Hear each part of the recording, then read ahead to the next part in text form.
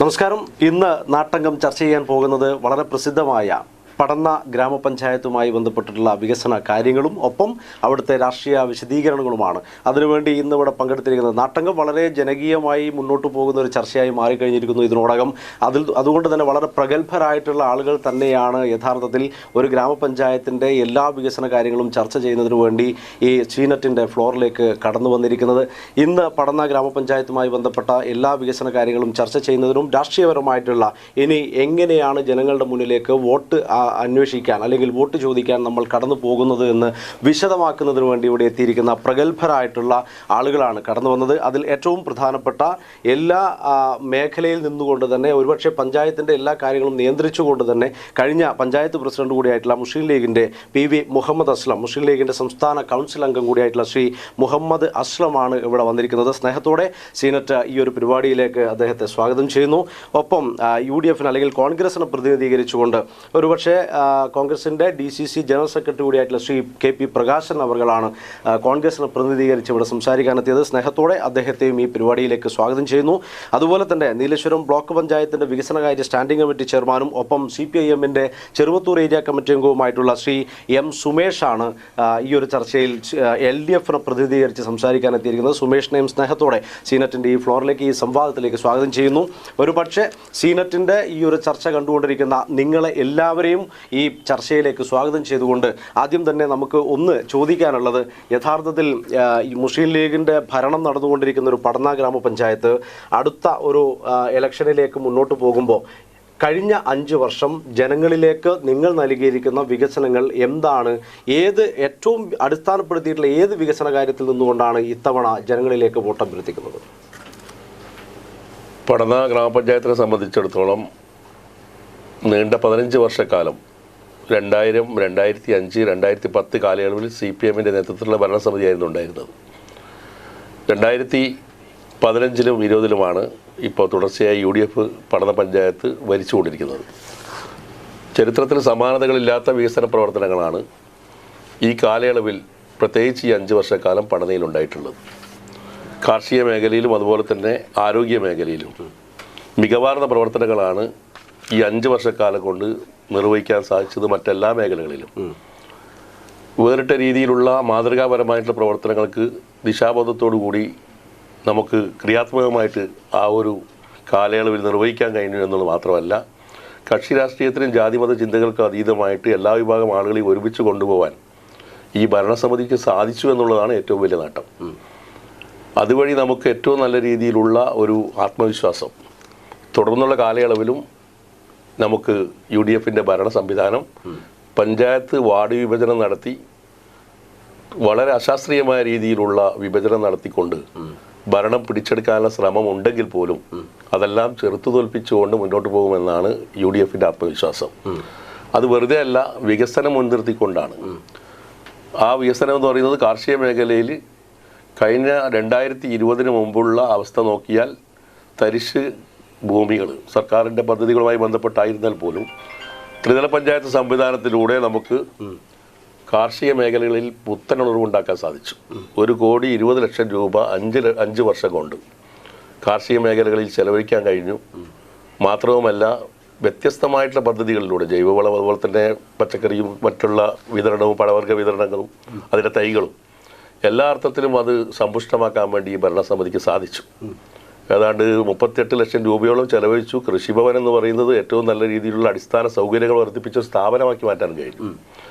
ആരോഗ്യ മേഖലയിലാണെങ്കിൽ വ്യത്യസ്തമല്ല, മികവാർന്ന രീതിയിൽ ആശുപത്രി എന്ന് പറയുന്നത് 1 ഏക്കർ ഭൂമിയിലുള്ള ആശുപത്രിയിൽ വികസന പ്രവർത്തനങ്ങൾ എന്ന് പറയുന്നത് ജനങ്ങൾക്ക് യാതൊരു തരത്തിലുള്ള ഒരു ആതുരാലയമായിരുന്നില്ല. അത് കഴിഞ്ഞ 10 വർഷക്കാലത്തിനിടയിൽ നിരന്തരമായി സർക്കാരിൽ സമ്മർദ്ദം ചെലുത്തി പുതിയ കെട്ടിടം അവിടെ സ്ഥാപിച്ചെടുക്കാൻ വേണ്ടി കഴിയുന്നു എന്ന് മാത്രമല്ല, പഞ്ചായത്തിൻ്റെ ഫണ്ട് ഉപയോഗിച്ചുകൊണ്ട് തന്നെ 1 കോടി രൂപയിലധികം രൂപ ചെലവഴിച്ചുകൊണ്ട് ആ പുതിയ കെട്ടിടത്തിൽ ആവശ്യമായ രൂപത്തിലുള്ള എല്ലാ സൗകര്യങ്ങളും, ഫാർമസി, അതുപോലെ തന്നെ ചുരുങ്ങിയ നിരക്കിലുള്ള മെഡിക്കൽ ലാബ്, അതുപോലെ തന്നെ 200-ൽ പരം കിടപ്പിലായ രോഗികളെ പരിചരിക്കുന്ന പാലിയേറ്റീവ് രോഗികൾക്ക് ഉദാരമതിയിൽ നിന്ന് സ്വന്തമായി വണ്ടി വാങ്ങിക്കൊണ്ടുള്ള പ്രത്യേകമായിട്ടുള്ള മാതൃകാ പ്രവർത്തനങ്ങൾ, അതുപോലെ തന്നെ പഞ്ചായത്തിൻ്റെ ഏറ്റവും വലിയ ദരിദ്രരായ രോഗികളടക്കം ആശ്രയിക്കുന്ന ആശുപത്രി എന്ന രീതിയിൽ ജിംനേഷ്യവും അതേപോലെ തന്നെ പൂന്തോട്ടവും അതുപോലെ തന്നെ എല്ലാ ഊഞ്ഞാലും എല്ലാ സൗകര്യങ്ങളും ഒരുക്കിക്കൊണ്ട് 3 ഡോക്ടറുടെ സേവനത്തോടു കൂടി കുടുംബാരോഗ്യ കേന്ദ്രമായി മാറിയതിനു ശേഷം സർക്കാർ അങ്ങനെ 500 പരം കുടുംബാരോഗ്യ കേന്ദ്രം അനുവദിച്ചപ്പോൾ അതിൻ്റെ ഭാഗമാവാൻ പ്രാഥമിക ആരോഗ്യത്തിന് കഴിഞ്ഞു. അതുവഴി നമ്മുടെ ആശുപത്രി എന്ന് പറയുന്നത് മെച്ചപ്പെട്ട സ്ഥാപനമാക്കിക്കൊണ്ട് ഏറ്റവും നല്ല രീതിയിൽ പ്രവർത്തനം നടത്തിയപ്പോൾ ഈ കാസർഗോഡ് ജില്ലയിൽ 2024-25 വർഷത്തെ കായകൽപ്പം അവാർഡ് നമുക്ക് നേടിയെടുക്കാൻ വേണ്ടി കഴിഞ്ഞു. മാത്രവുമല്ല NKS എന്ന് പറയുന്ന നാഷണൽ ക്വാളിറ്റി അവാർഡിൻ്റെ അംഗീകാരം കൂടി നമുക്ക് ഈ കാലയളവിൽ ലഭിച്ചു. ക്ഷയരോഗമുക്ത പുരസ്കാരവും ഈ കാലയളവിൽ ലഭിച്ചു. അങ്ങനെ ആരോഗ്യ രംഗത്ത് ഏറ്റവും കൂടുതൽ കോവിഡാനന്തരം മാനസികമായിട്ടുള്ള ശാരീരികമായിട്ടുള്ള പ്രയാസങ്ങൾ അനുഭവിക്കുന്നവർക്ക് ഒരു താങ്ങും തണലുമാവാൻ നമ്മുടെ പഞ്ചായത്ത് ഭരണസമിതിക്ക് സാധിച്ചതാണ് ഈ ഭരണസമിതിയുടെ കാലയളവിലെ ഏറ്റവും വലിയ നേട്ടം എന്ന് പറയുന്നത്. അപ്പോൾ ആ രീതിയിൽ ജനങ്ങളുടെ ഒപ്പം നിൽക്കാൻ വേണ്ടി ഭരണസമിതിക്ക് കഴിഞ്ഞു. പട്ടണ പഞ്ചായത്ത് എന്ന് പറയുന്നത് ഏറ്റവും വലിയ രൂപത്തിലുള്ള കൃഷിക്കാർ മാത്രമല്ല മറ്റുള്ള ആളുകളൊക്കെ താമസിക്കുന്ന ഒരു ഭൂമിയാണ്. തീരദേശത്ത് പ്രത്യേകിച്ച് മത്സ്യത്തൊഴിലാളികൾ അവരുടെ പ്രശ്നങ്ങൾക്കെല്ലാം അടിസ്ഥാനപരമായിട്ട് പരിഹാരം ഉണ്ടാക്കാൻ ഈ ഭരണസമിതിക്ക് കഴിഞ്ഞിട്ടുണ്ട്. റോഡ് വികസനമാണ് പ്രധാനമായിട്ടും പടന്ന നാടിൻ്റെ വികസനം എന്ന് പറയുന്നത് റോഡാണ്. അപ്പോൾ സ്വാഭാവികമായിട്ടും പടന്ന പഞ്ചായത്തിൽ ഏറ്റവും വലിയ രൂപത്തിലുള്ള ഇടപെടൽ 10 വർഷത്തിനിടയിൽ തുടർച്ചയായി നടത്തിയപ്പോൾ നമ്മുടെ ചെറുവത്തൂർ ഈ IT വരെയുള്ള റോഡ് ബസ് റൂട്ടുള്ളതാണ്. അത് മെക്കാഡൻ ടാറിങ്ങാണ്. അതിനുവേണ്ടി 2010-11 UDF സർക്കാരാണ് 12 കോടി രൂപ റീഎസ്റ്റിമേറ്റ് ഉണ്ടാക്കി അത് അനുവദിച്ചത്. അതേപോലെ തന്നെ കഴിഞ്ഞ ജില്ലാ പഞ്ചായത്ത് ഭരണം AGC ബഷീർ പ്രസിഡന്റായ സന്ദർഭത്തിലാണ് ഓരിമുക്ക് മുതൽ ഓരിക്കടവ് വരെ റോഡ് മെക്കാഡൻ ടാറിങ് അതും ബസ് റൂട്ടാണ്. അതേപോലെ തന്നെ നിലവിലുള്ള സർക്കാരിൻ്റെ MLAയുടെ പരിശ്രമ ഫലമായിട്ട് തന്നെ നമ്മുടെ എടച്ചാക്കയിൽ നിന്ന് നടക്കാവ് വരെ നമുക്ക് മെക്കാഡൻ ടാറിങ് ഉണ്ടാക്കാൻ വേണ്ടി കഴിഞ്ഞു. റോഡിൻ്റെ ഇരുവശത്തും ഇന്റർലോക്ക് ചെയ്തിട്ടുള്ള ഏക പഞ്ചായത്ത് പഠന പരിസര പ്രദേശങ്ങളിൽ. അപ്പോൾ അടിസ്ഥാന സൗകര്യ കാര്യത്തിൽ പഞ്ചായത്ത് ഏറ്റവും നല്ല മുൻഗണനയും പരിഗണനയുമാണ് നൽകിയിട്ടുള്ളത്. വിദ്യാഭ്യാസ രംഗത്താണെങ്കിൽ വിഭിന്നമല്ല. പടനയിൽ ഏക പൊതുവിദ്യാലയമാണ് Padana government UP school.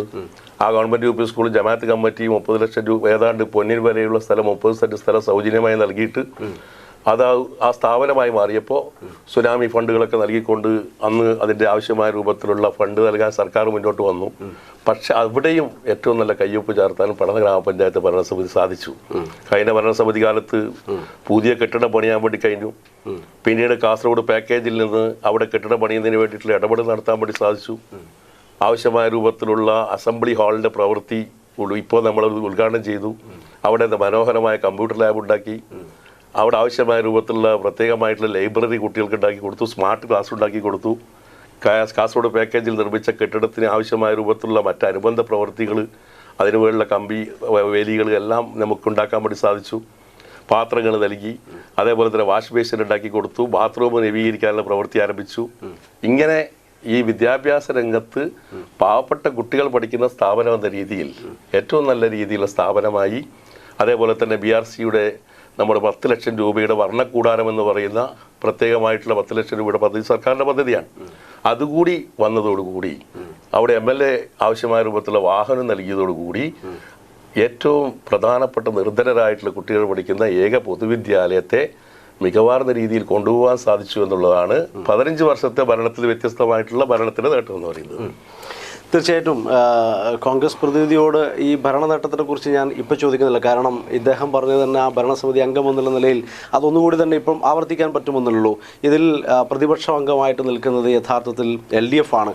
LDF ഈ പറഞ്ഞ 15 വർഷത്തെ നേട്ടത്തിനപ്പുറത്തേക്ക് കഴിഞ്ഞ 5 വർഷത്തെ ഈ പറയുന്ന നേട്ടങ്ങളെല്ലാം ഇത് യഥാർത്ഥത്തിൽ സംഭവിച്ചത് തന്നെയല്ല. ഇദ്ദേഹത്തിൻ്റെ ഈ അവാർഡുകളും ഒരുപക്ഷെ ഏറ്റവും നല്ല സൗന്ദര്യമുള്ള ഒരു പഞ്ചായത്താവാനാണ് കായകൽപ്പം അവാർഡ് പോലും വാങ്ങിയത് അല്ലേ. കായകൽപ്പം അവാർഡ് ഏറ്റവും സൗന്ദര്യം ഉണ്ടാക്കുക അല്ലെ, പ്രായമൊക്കെ എന്നുള്ളതാണ്.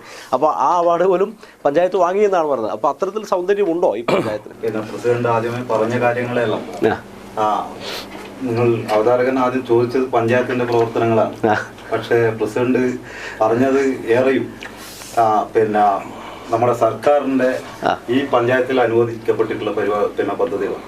യഥാർത്ഥത്തിൽ പ്രസിഡന്റ് ഒരുപാട് പറയാനുണ്ട്. 10 വർഷത്തിനിടയിൽ ഏതാണ്ട് 210 കോടി രൂപയുടെ വികസനം നമ്മുടെ ഈ പഞ്ചായത്തിനകത്ത് സർക്കാർ എന്നുള്ള നിലയിൽ നടപ്പിലാക്കി. അതാണ് അക്കൗണ്ട് പറഞ്ഞിട്ടുള്ളത്. സ്വാഭാവികമായും ഒരു പ്രദേശത്തിനകത്ത് സർക്കാർ ഏത് സർക്കാർ പദ്ധതി നടപ്പിലാക്കുമ്പോഴും അതിന്റെ മുൻനിരയിൽ നിൽക്കുക എന്നുള്ളത് സ്വാഭാവികമായും ആ പഞ്ചായത്തിന്റെ പ്രസിഡന്റാണ്. അപ്പൊ അദ്ദേഹത്തിന് റോൾ ഉണ്ടോ ഇല്ലയോ എന്നുള്ളതല്ല. പക്ഷെ ഇദ്ദേഹം ഇപ്പോൾ പറഞ്ഞിട്ടുള്ള എല്ലാ മഹാഭൂരിപക്ഷവും നമ്മുടെ ഇടതുപക്ഷ സർക്കാർ ഈ 10 വർഷം കൊണ്ട് നടപ്പിലാക്കിയിട്ടുള്ള പദ്ധതികൾ. അതിലൊന്നാണ് ഈ നമ്മുടെ റോഡ് മെക്കാഡം ടാറിങ് ഉൾപ്പെടെയുള്ള കാര്യങ്ങൾ. VS സർക്കാരിന്റെ കാലത്താണ് ടൂറിസം, അന്നത്തെ ആഭ്യന്തര വകുപ്പ് ടൂറിസം വകുപ്പ് മന്ത്രി കോടിയേരി ബാലകൃഷ്ണൻ സഖാവ് ഇടപെട്ടുകൊണ്ട് കോട്ടപ്പുറം, നമ്മുടെ നീലേശ്വരം കോട്ടപ്പുറത്ത് നിന്ന് പടന്ന വഴി, ഓരിമുക്ക് പടന്ന വഴി ഇടയിലേക്കാട് വരെയുള്ള ടൂറിസം സർക്യൂട്ട് എന്നുള്ള പേരിൽ ഒരു മെക്കാഡം റോഡ് അനുവദിക്കപ്പെട്ടത് അത് VS സർക്കാരിന്റെ അവസാന കാലത്തായിരുന്നു. പണി മറ്റ് നടപടികളൊക്കെ പൂർത്തിയാകുമ്പോഴേക്കും ആ സർക്കാരിന്റെ കാലാവധി പൂർത്തിയാകുന്ന പിന്നീട് UDF അധികാരത്തിൽ വന്നു. അപ്പൊ അന്ന് നമ്മൾ ടെൻഡർ നടപടികൾ ഉൾപ്പെടെ പൂർത്തീകരിച്ചതിന് ശേഷമാണ് സർക്കാർ മാറിയത്. അപ്പോൾ നമ്മൾ ഇടതുപക്ഷം വിഭാവനം ചെയ്ത ഒരു പദ്ധതിയാണ് ഈ മെക്കാഡം റോഡ്, അതായത് Kottappuram Edayilekkad road tourism circuit എന്നുള്ള നിലയിൽ മെക്കാഡം റോഡാക്കിയത്. ആ പദ്ധതി ഇംപ്ലിമെന്റ് ആകുമ്പോഴേക്കും VS സർക്കാർ മാറി ഉമ്മൻചാണ്ടി സർക്കാർ വന്നു എന്നുള്ളത് മാത്രമാണ് പദ്ധതിയുടെ അങ്ങനെ അതിന്റെ ഉത്തരവാദിത്വം, അല്ലെങ്കിൽ അത് ഇടതുപക്ഷം എന്നുള്ള നിലയിൽ ആവിഷ്കരിച്ച ഒരു പദ്ധതിയാണ്. അപ്പം അതിന് ശേഷം വന്നിട്ടുള്ള 5 വർഷക്കാലം ഉമ്മൻചാണ്ടി സർക്കാർ ഉണ്ടായിരുന്നുള്ളൂ. ആ ഘട്ടത്തിൽ ടൈൽസ് വെക്കുക, അല്ലെങ്കിൽ ഇന്റർലോക്ക് വെക്കുക, അല്ലെങ്കിൽ മറ്റുള്ള ഏതെങ്കിലും അതിനെ കുറച്ചുകൂടി സൗന്ദര്യവൽക്കരണവും നവീകരണവും നടത്താൻ എന്തുകൊണ്ടാണ് സാധിക്കാതിരുന്നത്? പിന്നീട് 1ാം പിണറായി സർക്കാർ വന്നപ്പോൾ ഇത് മാത്രമല്ല, ഏതാണ്ട് 210 കോടി രൂപ നമ്മുടെ ഈ പഞ്ചായത്തിനകത്ത്, ഏതാണ്ട് എനിക്ക് തോന്നുന്നത് പ്രസിഡന്റ് പറയുന്നു, ഏതാണ്ട് ഒരു വർഷം തദ്ദേശ സ്ഥാപനങ്ങൾ, പഞ്ചായത്തുകൾ ശരാശരി പ്ലാൻ ഫണ്ട്, അതേപോലെ തന്നെ സർക്കാർ വിഹിതം, മറ്റ് ഓൺ ഫണ്ട്, മറ്റ് ടൈഡ് ഫണ്ട് ഉൾപ്പെടെയുള്ള കേന്ദ്രാവിഷ്കൃത ഫണ്ട് ഉൾപ്പെടെയുള്ള ഇത് എല്ലാ തദ്ദേശ സ്ഥാപനങ്ങളും ഗ്രാമപഞ്ചായത്തുകൾ ശരാശരി ഒരു 10 കോടി രൂപയാണ് ഒരു വർഷം ബഡ്ജറ്റ് വഴി ചെലവഴിക്കുന്നത്. അപ്പോൾ ആ നിലയിലുള്ള പദ്ധതികളുടെ എത്രത്തോളം വിനിയോഗം ഉണ്ടായിട്ടുണ്ട് എന്നുള്ളതിനെ കുറിച്ചാണ് യഥാർത്ഥത്തിൽ പഞ്ചായത്തിന്റെ നേട്ടമായിട്ട് പറയുന്നത്. അപ്പം ഞാൻ പറഞ്ഞു വന്നത് ആ 10 കോടിയുടെ എത്ര ഇരട്ടിയാണ്? 210 കോടി രൂപയാണ്. ഏറ്റവും ഒടുവിൽ ഇപ്പോൾ നമ്മുടെ തെക്കേക്കാട് ഒരു ബണ്ട് ആണ് തെക്കേക്കാടിലേക്കുള്ള ഏക സഞ്ചാര മാർഗം. അപ്പോൾ ആ ബണ്ട് അങ്ങനെ ഒരു ഗുണകരമല്ല എന്നുള്ള ഒരു കാര്യം ചർച്ചയുണ്ട്.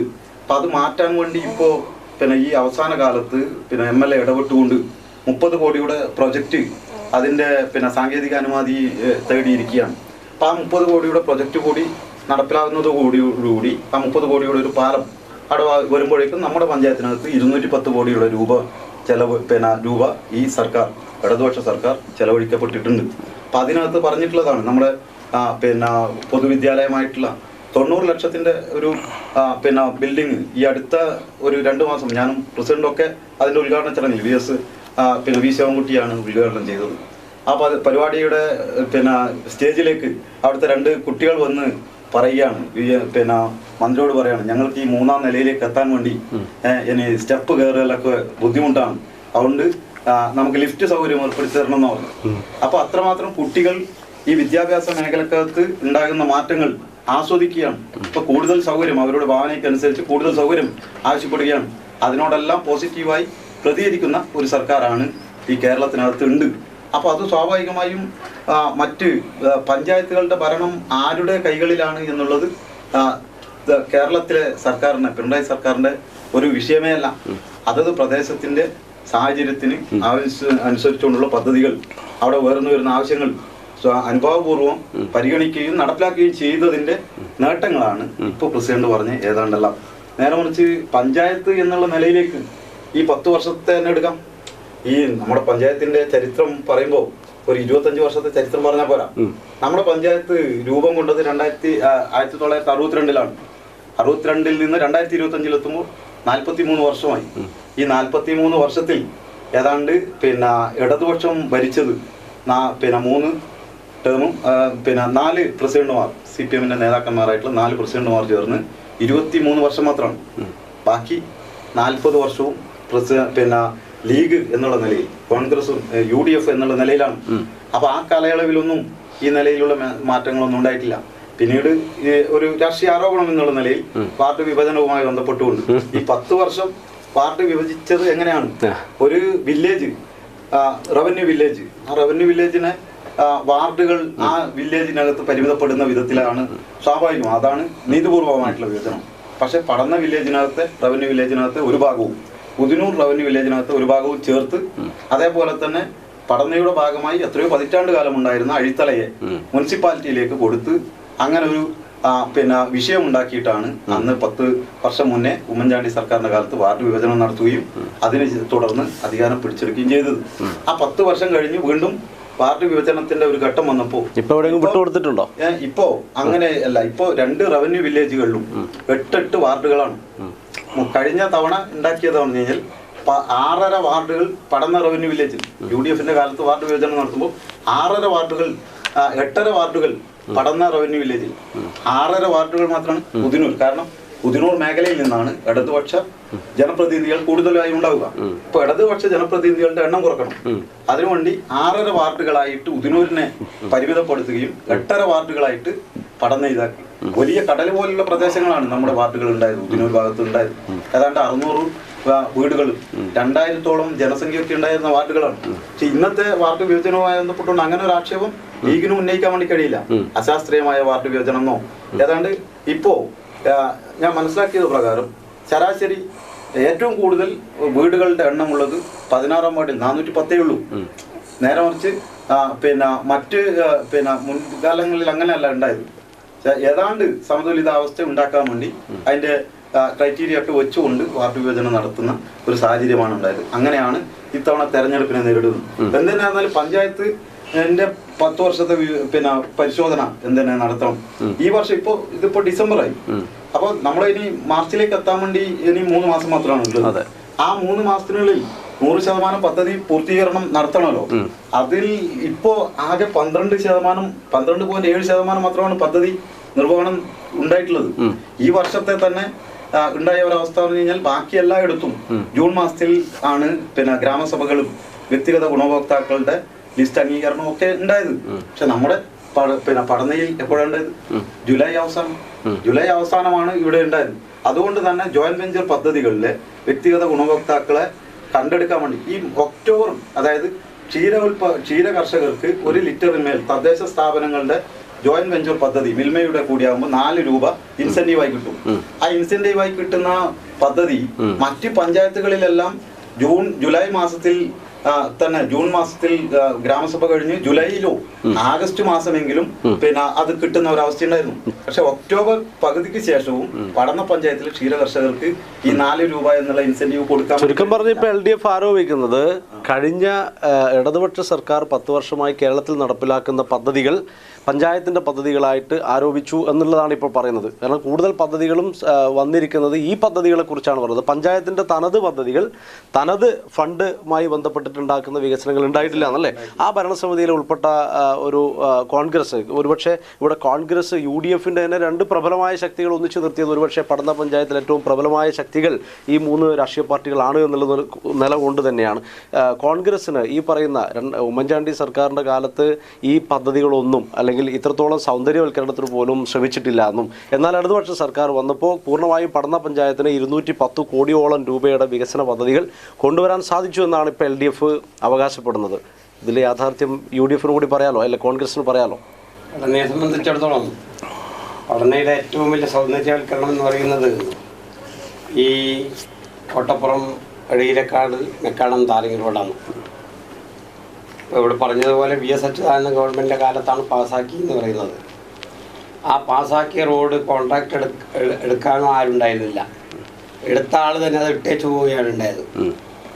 മന്ത്രിയായിരുന്ന ഇബ്രാഹിം കുഞ്ഞ്, ആ ഇബ്രാഹിം കുഞ്ഞിൻ്റെ അടുത്ത് ഞങ്ങളൊക്കെ ഒരു നിവേദക സംഘമായി പോയിട്ട് ഈ റോഡ് നിങ്ങൾ ഏറ്റെടുത്ത് ചെയ്യണം, ഞങ്ങളുടെ ജീവിതം വളരെ ദുരിതപൂർണമായിട്ടുള്ളതാണ് എന്ന് പറഞ്ഞുകൊണ്ട് അന്ന് അദ്ദേഹം അത് നേരിട്ട് കോൺട്രാക്ടറെ വിളിച്ച് ഏൽപ്പിച്ചുകൊണ്ട് വളരെ ഭംഗിയായി വളരെ മനോഹരമായി ആ മെക്കാടം റോഡ് അന്ന് പൂർത്തിയാക്കാൻ കഴിഞ്ഞിട്ടുണ്ട്. 210 കോടി രൂപയുടെ വികസന പ്രവർത്തനം നടപ്പാക്കി എന്ന് പറയുന്നു. ഒരുപാട് കാലമായി നിരന്തരമായ അവഗണന, ഒരു UDFന്റെ പ്രദേശമായതുകൊണ്ട് നിരന്തരമായ അവഗണനയായിരുന്നു അവിടെ ഉണ്ടായിരുന്നത്. ആ അവഗണിച്ചത് കൊണ്ടാണ് അവിടെ ഒരു വികസന പ്രവർത്തനവും നടത്താൻ കഴിയേണ്ടുന്നത്. പിൽക്കാലത്ത് ഇപ്പം ജനകീയ ആസൂത്രണവും പദ്ധതികളും ഒക്കെ വന്നപ്പോഴേ അവഗണിക്കാൻ കഴിയാത്ത മേഖലകളിൽ കുറച്ച് ചിലവാക്കിയത് കൊണ്ടാണ് ഇത്രയും ഫണ്ട് ചിലവാക്കി എന്ന് പറയുന്നത്. അതിൽ തന്നെ പറഞ്ഞ ഫണ്ടുകളൊന്നും ചിലവാക്കില്ല. ഏറ്റവും പ്രധാനപ്പെട്ട റോഡ് എന്ന് പറയുന്നത് പടന്ന മുതൽ തെക്കേക്കാട് വരെയുള്ളതാണ്. ആ തെക്കേക്കാടിന്റെ 2 ഭാഗങ്ങളിലേക്കുമുള്ള റോഡ് എന്ന് പറഞ്ഞാൽ CPM ഏറ്റവും മൃഗീയ ഭൂരിപക്ഷമുള്ള പ്രദേശമാണ്. ആ മൃഗീയ ഭൂരിപക്ഷമുള്ള പ്രദേശങ്ങളിൽ നിങ്ങളൊന്ന് പോയി നോക്കിയാൽ മനസ്സിലാവും, ആ റോഡിന് വേണ്ടി 10 വർഷം കൊണ്ട് ഒരു പണം പോലും ചെലവാക്കാൻ കഴിയാതെ വളരെ മോശമായി കിടക്കുന്ന ഒരു അവസ്ഥയാണ് ആ റോഡിൽ നിന്നുള്ളത്. എല്ലാവരും CPM ജില്ലാ നേതാക്കന്മാർ അടക്കമുള്ള പ്രദേശമാണത്. അവിടെ ഒന്നും ചെയ്യാൻ പറ്റിയിട്ടില്ല. 2, ഈ കഴിഞ്ഞ ജില്ലാ പഞ്ചായത്ത് ഇപ്പോഴും കഴിഞ്ഞതല്ല, അതിനു മുമ്പേ ഉണ്ടായ AGC ബഷീറിന്റെ നേതൃത്വത്തിലുള്ള ജില്ലാ പഞ്ചായത്ത്, ആ ജില്ലാ പഞ്ചായത്ത് ആണ് ഈ ജില്ലയിലെ ആദ്യത്തെ ജില്ലാ പഞ്ചായത്ത് ഏറ്റെടുക്കുന്ന മെക്കാടം താരങ്ങി റോഡ്. ആ മെക്കാടം താരങ്ങി റോഡിലെ ആദ്യത്തെ മെക്കാടം താരങ്ങി റോഡ് ഓരിമുക്ക് മുതൽ ഓരിക്കടവ് വരെ ആ റോഡ് പൂർത്തിയാക്കാൻ, ആ റോഡിന് വേണ്ടി 2 കോടി രൂപ ചെലവഴിച്ചുകൊണ്ട് വളരെ മനോഹരമായി പൂർത്തിയാക്കാൻ കഴിഞ്ഞിട്ടുണ്ട്. അതിനുശേഷം വന്ന LDFന്റെ മെമ്പർ, ആ മെമ്പർക്ക് ആ റോഡിന്റെ സൈഡ് പ്രൊട്ടക്ഷനോ അതുപോലെ തന്നെ അത് മനോഹരമാക്കാനോ ഒന്നും കഴിഞ്ഞില്ല. വലിയ പറമ്പ് ബാക്ക് വാട്ടർ എന്ന് പറയുന്ന പ്രദേശത്തേക്കെല്ലാം ഒരു പ്രധാനപ്പെട്ട റോഡ് എന്നുള്ള നിലയിലാണ് ആ റോഡെന്ന് ജില്ലാ പഞ്ചായത്ത് ഏറ്റെടുത്ത് നടപ്പാക്കിയത്. അതിന്റെ കണക്ഷൻ റോഡായ പിലിക്കോട് തോട്ടം ഗേറ്റ് മുതൽ ഗണേശ് മുക്ക് വരെയുള്ള മെക്കാടം താരങ്ങി റോഡും അതേ സ്കീമിൽ അതേ സമയത്ത് പാസ്സാക്കിയ റോഡാണ്. അങ്ങനെ ആദ്യത്തെ 2 പ്രധാനപ്പെട്ട മെക്കാടം താരങ്ങി റോഡുകൾ ഈ ജില്ലയിലെ ജില്ലാ പഞ്ചായത്ത് നടപ്പാക്കിയ റോഡുകളാണ് ആ റോഡും. അതും ഈ പറയുന്ന പടന്ന റോഡും മെക്കാടാം റോഡും ആയതിനു ശേഷം നമ്മുടെ പടന്ന പഞ്ചായത്തിനകത്ത് നമ്മുടെ സംസ്ഥാന ഗവൺമെൻറ്റിൻ്റെയോ അല്ലെങ്കിൽ MLAയുടെ ഫണ്ട് ഉപയോഗിച്ച് ഏത് റോഡാണ് മെക്കാടം താരം ചെയ്തിട്ടത്, ഏത് വികസന പ്രവർത്തനമാണ് നടത്തിയിട്ടത്? ഇപ്പം പടന്ന ഗവൺമെൻറ് ആശുപത്രിക്ക് അനുവദിച്ചത് ഒരുപാട് കാലമായി, ഇപ്പം 40 കൊല്ലം UDF ആണ് ഭരിച്ചത്. ആ ഭരിച്ച കാലത്തൊന്നും UDFന് അന്നത്തെ പഞ്ചായത്തിന് തനതായ ഫണ്ടുകളൊന്നും ഉണ്ടായിരുന്നില്ല, കാര്യമാത്രപ്രസവമായ ഫണ്ട് ഉണ്ടായിരുന്നില്ല. കേവലം തുച്ഛമായ 10,000 രൂപ, 5,000 രൂപ, 10,000 രൂപയുടെ ചെറിയ റോഡുകളും വികസന പ്രവർത്തനങ്ങളും മാത്രമേ അന്ന് നടത്താൻ കഴിഞ്ഞിട്ടുള്ളൂ എന്ന് യാഥാർത്ഥ്യമാണ്. അതിനുശേഷമാണ് ജനകീയ ആസൂത്രണവും അതുവഴി ഗവൺമെൻറ്റുകൾ കൂടുതൽ ഫണ്ടുകൾ സംസ്ഥാന പഞ്ചായത്തുകൾക്ക് അനുവദിക്കാൻ തുടങ്ങിയതും കൂടുതൽ വികസന പ്രവർത്തനങ്ങൾ നടത്താനും നമുക്ക് കഴിഞ്ഞിട്ടുള്ളത്. ഇതാണ് ഇതിന്റെ വസ്തുത. അതുമായി ബന്ധപ്പെട്ടുകൊണ്ട് പറഞ്ഞോളൂ. ജനകീയാസൂത്രണത്തെ അംഗീകരിച്ചതിൽ സന്തോഷകരമായ കാര്യമാണ്. 96-2001 പിന്നെ നായനാർ സർക്കാരിന്റെ കാലത്ത് വന്ന ജനകീയാസൂത്രണമാണ് ഈ ഗ്രാമപഞ്ചായത്തുകളെ ഇത്രമാത്രം ശാക്തീകരിക്കുന്നതിൽ പ്രധാന ഘടകമായി വന്നത് എന്നുള്ളത് അംഗീകരിച്ചതിൽ സന്തോഷമുണ്ട്. പിന്നെ വേറൊന്ന്, അതുവരെയും ഉണ്ടായിരുന്ന ഈ സമയത്തും അതിനുശേഷം ഈ 40 വർഷം ഞാൻ പറഞ്ഞു UDF ആണ് പഞ്ചായത്ത് ഭരിച്ചത്. ഏതാണ്ട് അത്രയും വർഷം പിന്നെ പഞ്ചായത്ത് ഭരിക്കുന്ന അതേ ടേമിൽ തന്നെ കേരളവും ഭരിച്ചത് UDF ആണ്. അപ്പോഴും ഈ പഞ്ചായത്തിനകത്ത് ആവശ്യമായിട്ടുള്ള ഒരു ഭൗതികം പറഞ്ഞല്ലോ, അവഗണന എന്നൊക്കെ. ഏത് കാലത്താണ് അവഗണന ഉണ്ടായത്? ഈ പടന്ന പഞ്ചായത്തിനകത്ത് ആദ്യത്തെ സർക്കാർ ആശുപത്രി വന്നത് EMS സർക്കാരിന്റെ കാലത്ത്, ആദ്യത്തെ പൊതുവിദ്യാലയം വന്നത് MRVHSC EMS സർക്കാരിന്റെ കാലത്ത് 67-ലാണ്. അവിടെ ആ ബോർഡിനകത്തുണ്ടാവും സ്ഥാപിതം എന്ന് പറഞ്ഞിട്ട്. അതേപോലെ തന്നെ ആദ്യത്തെ ഹൈസ്കൂൾ വന്നത്, ആദ്യത്തെ പാലം വന്നത് നായനാർ സർക്കാരിന്റെ കാലത്താണ് 87-ൽ. രണ്ടാമത്തെ പാലം വന്നത് നായനാർ സർക്കാർ അനുവദിച്ചതാണ്, ഇത് നമ്മുടെ ഓരിക്കടവ് പാലം. മൂന്നാമത്തെ പാലം തോട്ടുകര ഇവിടെ നമ്മുടെ പിണറായി സർക്കാരിന്റെ കാലത്താണ് പാലം പണി പൂർത്തീകരിച്ചത്. ആ പാലം അനുവദിച്ചത് VS സർക്കാരാണ്, പിണറായിയുടെ 1ാം സർക്കാരിന്റെ കാലത്താണ് പൂർത്തീകരിച്ചത്. അത് 4ാമത്തെ പാലം ഇപ്പോൾ തെക്കേക്കാടിനെയും പടന്നക്കടപ്പുറത്തെയും ബന്ധപ്പെടുത്തിക്കൊണ്ട് ഈ ബഡ്ജറ്റിനകത്ത് 40 കോടി വെച്ചത്. അതേപോലെ തന്നെ ഇപ്പൊ ഈ ഞാൻ പറഞ്ഞ പ്രോസസ്സിങ്ങിലുള്ള പിന്നെ മറ്റ് ഒഫീഷ്യലായിട്ടുള്ള കാര്യങ്ങൾ നടന്നുകൊണ്ടിരിക്കുന്ന നമ്മുടെ തെക്കേക്കാട് ബണ്ട് മാറ്റി പകരമുള്ള പാലം, അതും സഖാവ് പിണറായിയുടെ സർക്കാരിന്റെ കാലത്താണ്. പിന്നെ ഈ മെക്കാഡാം റോഡുമായി ബന്ധപ്പെട്ടുകൊണ്ട് ഇപ്പോ ആ തൃക്കരിപ്പൂർ പിലിക്കോട് ഡിവിഷന്റെ ഭാഗമായി നിൽക്കുന്ന ജില്ലാ പഞ്ചായത്ത് മെമ്പർ മനു ഇടപെട്ടുകൊണ്ടാണ് നമ്മുടെ തോട്ടംഗേറ്റ് ഹൈവേയിൽ നിന്ന് പിന്നെ ഗണേഷ് മുക്ക് വരെ നീണ്ടു നിൽക്കുന്ന ആ റോഡിന് 3,80,00,000 രൂപയാണ് ചെലവഴിച്ചുകൊണ്ട് ഏറ്റവും സൗകര്യമൊരുക്കിയിട്ടുള്ള റോഡാക്കി മാറ്റാൻ വേണ്ടി കഴിഞ്ഞത്. അതേപോലെ തന്നെ ജില്ലാ പഞ്ചായത്ത് വകയായിട്ട് നിരവധിയായിട്ടുള്ള പ്രവർത്തനങ്ങളാണ് ഈ ടേമിൽ അനുവദിക്കപ്പെട്ടിട്ടുള്ളത്. അതേപോലെ തന്നെയാണ് ഇപ്പൊ പറഞ്ഞു വേറെ എന്ത് പദ്ധതിയാണെന്നില്ല, നമ്മുടെ എടച്ചാക്കൈ പാലം കഴിഞ്ഞാൽ ഈ മെക്കാഡാം റോഡ് പോകുന്ന നേരെ ആയിറ്റി വഴി അങ്ങോട്ടാണ്. അപ്പോൾ ഒരു വലിയ ഭാഗം ഉദിനൂർ മുതൽ നടക്കാവ് വരെയുള്ള ഒരു വലിയ ഭാഗം അത് പിന്നെ ആകെ താറുമാറായി കിടക്കുന്ന ഒരു സാഹചര്യം ഉണ്ടായപ്പോൾ 3,90,00,000 രൂപ വെച്ചുകൊണ്ട് ഒന്നാം പിണറായി സർക്കാരിന്റെ കാലത്താണ് അറിയുന്നതാണ് മെക്കാഡം റോഡായി ഉയർത്തി പൂർത്തീകരിച്ച് കൊടുത്തത്. ഈ നിലയിൽ സാധ്യമായ എല്ലാ കാര്യങ്ങളും ഇതിന്റെ ഭാഗമായിട്ടുണ്ടായിരുന്നു. പിന്നെ ഈ സർക്കാരുകൾക്ക് തദ്ദേശ സ്ഥാപനങ്ങൾക്ക് പഴയ കാലത്ത് ഫണ്ടുകൾ കുറവായിരുന്നു മറ്റുള്ളത്. അത് ഒരു നയപരമായ തീരുമാനമെടുത്ത് ജനകീയാസൂത്രണമായി മാറ്റിയതിന്റെ ഫലമായിട്ടാണ് പദ്ധതി വിഹിതത്തിന്റെ 50% തദ്ദേശ സ്ഥാപനങ്ങൾക്ക് കൊടുക്കാൻ വേണ്ടി കഴിഞ്ഞത്. ആ കൊടുത്ത ടേമിലും ഇവിടെ തദ്ദേശ സ്ഥാപനങ്ങളെ കഴുത്തു ഞെരിക്കുന്ന വിധത്തിലേക്കാണ് പിന്നെ UDF സർക്കാരുകളുടെ കാലത്തുണ്ടായത്. പക്ഷെ ഈ 5 വർഷം കൊണ്ട് 1 ലക്ഷം കോടി രൂപ, അതായത് ശരാശരി ഈ 5 വർഷം, ഈ മാർച്ച് 31 ആകുമ്പോഴേക്കും 5 വർഷമാകുന്ന ടേമിനിൽ 5 വർഷത്തിനിടയിൽ 1 ലക്ഷം കോടി രൂപയാണ് തദ്ദേശ സ്ഥാപനങ്ങൾക്ക് ശരാശരി വർഷം 20,000 കോടി രൂപ വെച്ച് തദ്ദേശ സ്ഥാപനങ്ങൾക്ക് കിട്ടുന്നുണ്ട്. അതിൽ ഏതാണ്ട് ഇപ്പൊ പറഞ്ഞ ഒരു 10 കോടിയോളം രൂപ എല്ലാം കൂടിയിട്ട് പഠന പഞ്ചായത്തിന് കിട്ടിയിട്ടുണ്ട്.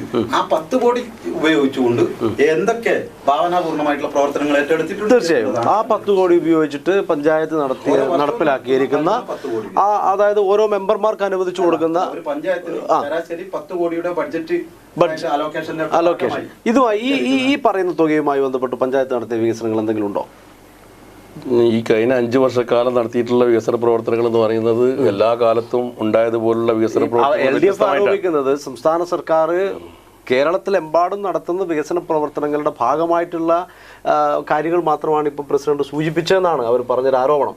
അപ്പോൾ അതിന് പുറമേ ഉള്ളതാണ് ഞാൻ ചോദിക്കുന്നത്. പഞ്ചായത്ത് പ്രവർത്തനം നടത്തുന്നതിന്റെ ഭാഗമായിട്ട് ഇപ്പോൾ സുമേഷ് പറഞ്ഞൊരു കാര്യം, ഒന്ന് ഈ പറയുന്ന 1968 ശേഷം 2025 വരെയുള്ള ഭരണകാലങ്ങളിൽ മുസ്ലിം ലീഗ് 40 കൊല്ലം ഭരണം കൈകാര്യം ചെയ്തതിന് തെറ്റാണ്. 1968 ആദ്യമായിട്ട് VKP കാളിദാജി പഞ്ചായത്ത് പ്രസിഡന്റ് ആവുന്നു. അന്ന് 1968 മുതൽ 22 വർഷക്കാലം CPM ഉൾപ്പെടുന്ന അഖിലേന്ത്യാ മുസ്ലിം ലീഗിന്റെ ഒരു ഭരണസമിതിയാണ് ഉണ്ടായത്. അന്ന് 5,000 രൂപ പോലും ഫണ്ട് ചെലവഴിക്കാൻ കഴിയാത്തൊരു കാലഘട്ടം. റോഡിന് വേണ്ടിയിട്ട് ആളുകൾ തിരുവനന്തപുരത്തേക്ക് പോകേണ്ട കാലഘട്ടം. 1995 ഈ ജനകീയ ആസൂത്രണവും അതേപോലെ തന്നെ അധികാര വികേന്ദ്രീകരണമൊക്കെ നിലവിൽ വന്നത്. അതിനു മുമ്പ് ഭരിച്ചത് AV രാഘവനാണ് പ്രസിഡന്റ്, CPM ആണ്. 1995 ആദ്യത്തെ ഭരണസമിതിയായിട്ട് ആയിഷ സാലിയുടെ നേതൃത്വത്തിൽ വന്നത്. പിന്നീട് വന്ന 3 ടേമിലും CPM ആണ്. അതിനുശേഷം 10 വർഷക്കാലമാണ് ഇപ്പോൾ നമ്മുടെ ഭരണം എന്ന് പറയുന്നത്. അപ്പോൾ ആകെ വന്നാൽ UDFന്റെ ഒരു ഭരണസമിതി എന്ന് പറയുന്നത് ഈ 10 വർഷക്കാലമാണ്. നേരെ മറിച്ച് അന്നത്തെ അഖിലേന്ത്യാ മുസ്ലിം ലീഗിന്റെ കാലയളവ് കൂടുമ്പോൾ 40 കൊല്ലം CPMന്റെ ഭരണം ആണ് കൈയാളിയത്. അപ്പോൾ ആ രീതിയിൽ നമ്മുടെ പഞ്ചായത്തിനെ സംബന്ധിച്ചിടത്തോളം വികസന പ്രവർത്തനങ്ങളിൽ കഴിഞ്ഞ 5 വർഷക്കാലം സർക്കാർ പറഞ്ഞിട്ടുള്ള എല്ലാ കാര്യങ്ങളും കൃത്യമായി നിർവഹിക്കാൻ വേണ്ടി പഞ്ചായത്തിന് സാധിച്ചിട്ടുണ്ട്. ഈ കാലം അത്രയും തദ്ദേശ സ്വയംഭരണ സ്ഥാപനങ്ങളുടെ അധികാരം വെട്ടിച്ചുരുക്കുകയും അതിന്റെ ഫണ്ടുകൾ വെട്ടിച്ചുരുക്കുകയും ചെയ്തിട്ടുള്ള ഒരു കാലഘട്ടം ഇതിനു മുമ്പ് ഉണ്ടായിട്ടില്ല. സുമേഷ് സ്റ്റാറ്റിക് കമ്മിറ്റി ചെയർമാനാണ്, പഞ്ചായത്ത് പ്രസിഡന്റാണ്. വളരെയധികം ആത്മാർത്ഥത്തോടെ പറയട്ടെ, ഈ കഴിഞ്ഞ 5 വർഷക്കാലം പഞ്ചായത്തിന്റെ ഫണ്ട് വിനിയോഗവുമായി ബന്ധപ്പെട്ടുണ്ടായ നമ്മുടെ ഏറ്റക്കുറച്ചിലുകൾ, ഫണ്ട് തിരിച്ചു പിടിക്കുന്ന സാഹചര്യം, 2,400 കോടി രൂപയിലധികം കഴിഞ്ഞ ബജറ്റ് കാലയളവിൽ അനുവദിക്കപ്പെട്ട ഫണ്ട് തിരിച്ചു പിടിച്ചു. മാർച്ച് 24 ഫണ്ട് നൽകുകയും 25 തന്നെ തിരിച്ചെടുക്കുകയും മാർച്ച് 30 ചെയ്തിട്ടുള്ള മുഴുവൻ റോഡ് വർക്കുകളുടെ പ്രവൃത്തി അടുത്ത വർഷം ക്യാരി ഓവർ ഇല്ലാതെ അത് അടുത്ത വർഷത്തെ പദ്ധതിയിൽ നിന്ന് കൊടുക്കുന്ന സാഹചര്യം വന്നപ്പോൾ ഞങ്ങളുടെ പഞ്ചായത്തിന് മാത്രം 2 കോടി രൂപയുടെ നഷ്ടം, ബ്ലോക്ക് പഞ്ചായത്തിന് അതിൽ ഇരട്ടി നഷ്ടം, ജില്ലാ പഞ്ചായത്തിലാണെങ്കിൽ എത്രയോ റോഡുകൾ, ഗ്രാമീണ റോഡുകൾ ഏറ്റെടുക്കുന്ന പദ്ധതികളുമായി ബന്ധപ്പെട്ടുകൊണ്ട് ഉപേക്ഷിക്കേണ്ടി വന്നു. ആ രീതിയിൽ നമ്മുടെ പഞ്ചായത്തിന് അവഗണനയും കാര്യങ്ങളും എല്ലാ പ്രദേശത്തും ഉണ്ടായതുപോലെ നമുക്കുണ്ടായിട്ടുണ്ട്. അത് സർക്കാരിന്റെ തദ്ദേശ സ്വയംഭരണ സ്ഥാപനങ്ങളുടെ അധികാരങ്ങളും ഫണ്ടുകളും വെട്ടിച്ചുരുക്കിയതിന്റെ ഭാഗമായിട്ടാണ്. അതുകൊണ്ട് തന്നെ നമുക്ക് വലിയ രൂപത്തിലുള്ള പ്രയാസങ്ങൾ ഉണ്ടായിട്ടുണ്ട്. ഇപ്പൊ ഫണ്ടുകളുടെ പരിമിതിക്കുള്ളിലാണ് ഒരുപാട് വികസന പ്രവർത്തനങ്ങൾ നടത്തിയത്.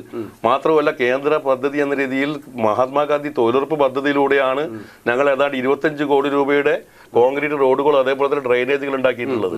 മാതൃകാപരമായിട്ടുള്ള പ്രവർത്തനമാണ്. അമൃത് സരോവറിൽ ഒരു കുളം ഏറ്റെടുക്കുന്നതിന് വേണ്ടി ആവശ്യമായ രൂപത്തിലുള്ള ജില്ലാ കളക്ടർ യോഗം വിളിച്ചപ്പോൾ എല്ലാ ഡിപ്പാർട്ട്മെന്റുകളും ഉണ്ടായിരുന്നു. ആ ഡിപ്പാർട്ട്മെന്റിൽ ഈ പറയപ്പെട്ട എല്ലാ ഡിപ്പാർട്ട്മെന്റും ഉണ്ടായി.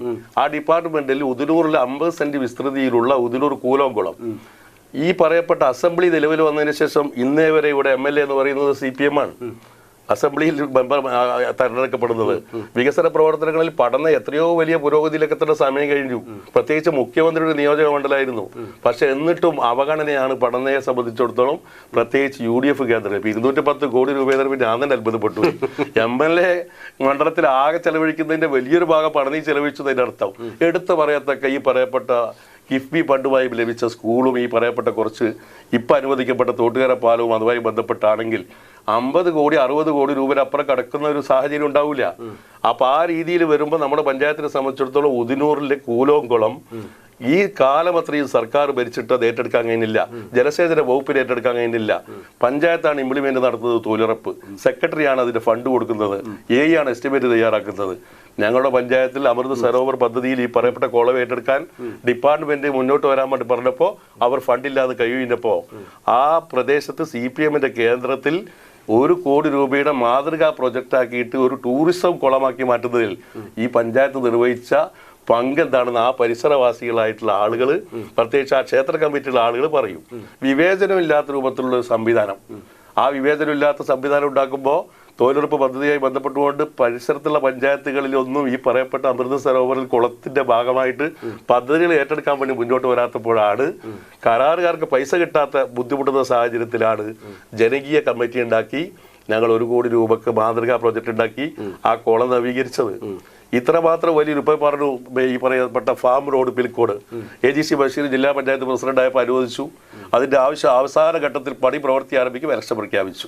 പിന്നീട് ഇപ്പം വന്നിട്ടുള്ള ജില്ലാ പഞ്ചായത്ത് അതിന്റെ ആവശ്യമായ രൂപത്തിൽ മനുവും എല്ലാവരും സമ്മർദ്ദം ചെലുത്തിയപ്പോൾ അതിന് ഫണ്ട് അനുവദിച്ചു. ആ ഫണ്ട് അനുവദിച്ചതിൽ 1ാം ഘട്ടം പണിയെടുത്തത് CPM-ന്റെ കേന്ദ്രമായിരുന്ന ഈ പറയപ്പെട്ട പിലിക്കോട് പടന്ന അതിർത്തി വരെയാണ്. എന്നിട്ട് നമ്മൾ 1 വർഷം ആ റോഡിലൂടെ ദുരിതയാത്ര നടത്തേണ്ടി വന്നു.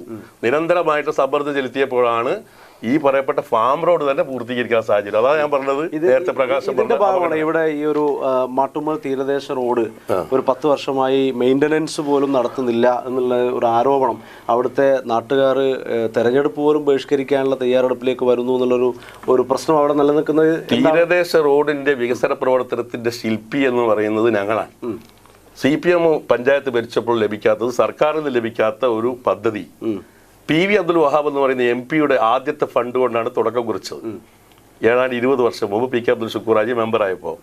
അതിനുശേഷം ഞാൻ അവിടെ പഞ്ചായത്ത് മെമ്പറായി 2010 വന്നതിന് ശേഷം ആ റോഡ് അനുവദിക്കുന്നതിന് വേണ്ടി ആവശ്യമായ രൂപത്തിലുള്ള സമ്മർദ്ദം LDF-ന്റെ പഞ്ചായത്ത് ഭരണസമിതിയിൽ അംഗമായിട്ടുള്ള ഞാൻ നടത്തിയിരുന്നു.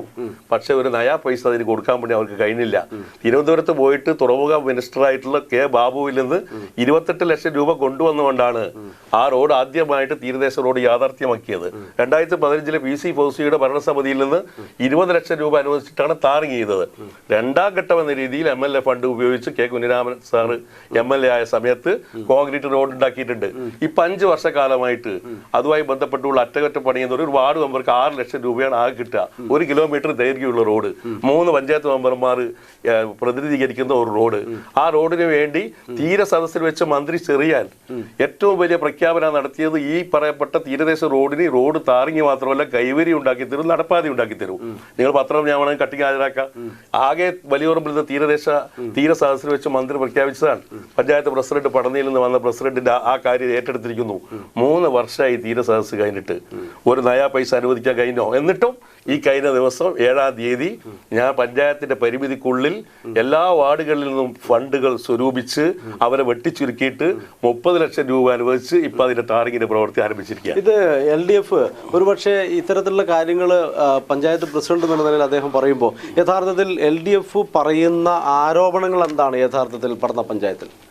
ഇപ്പോ ഈ പറഞ്ഞ തീരദേശ റോഡ് നമ്മുടെ തെക്കേക്കാട് ബണ്ട് ആരംഭിക്കുന്നവരുന്ന് വടക്കോട്ട് ഇല്ലേ, വടക്കോട്ടുള്ള റോഡാണ്. നമ്മുടെ റോഡുകളുടെ പൊതുവിലുള്ള ഒരു ആസ്തി എന്ന് പറയുന്നത് ജില്ലാ പഞ്ചായത്തിന്റെ കീഴിലുള്ള റോഡുകൾ, അത് മെയിൻറ്റെയിൻ ചെയ്യലും നിർമ്മിക്കലും മെയിൻറ്റെയിൻ ചെയ്യലും ജില്ലാ പഞ്ചായത്താണ്. പിന്നെ ഗ്രാമപഞ്ചായത്തുകളുടെ ആസ്തിയിൽ പെടുന്ന റോഡുകൾ, അതാണ് ഇത് പറഞ്ഞ ഈ റോഡ്.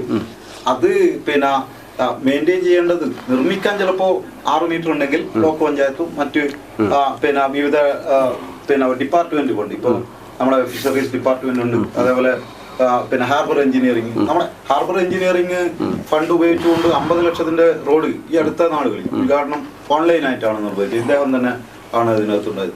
അപ്പൊ അങ്ങനെ സർക്കാരിന്റെ ആവശ്യമായ പദ്ധതി സജി ചെറിയാന്റെ വിഷയം പറഞ്ഞല്ലോ. അപ്പൊ ആ നിലയിലുള്ള പുതിയ റോഡുകൾ നിർമ്മിക്കുക, മെയിൻറ്റെയിൻ ചെയ്യാൻ വേണ്ടിയിട്ട് സർക്കാരിന്റെ ഫണ്ട് കിട്ടില്ല.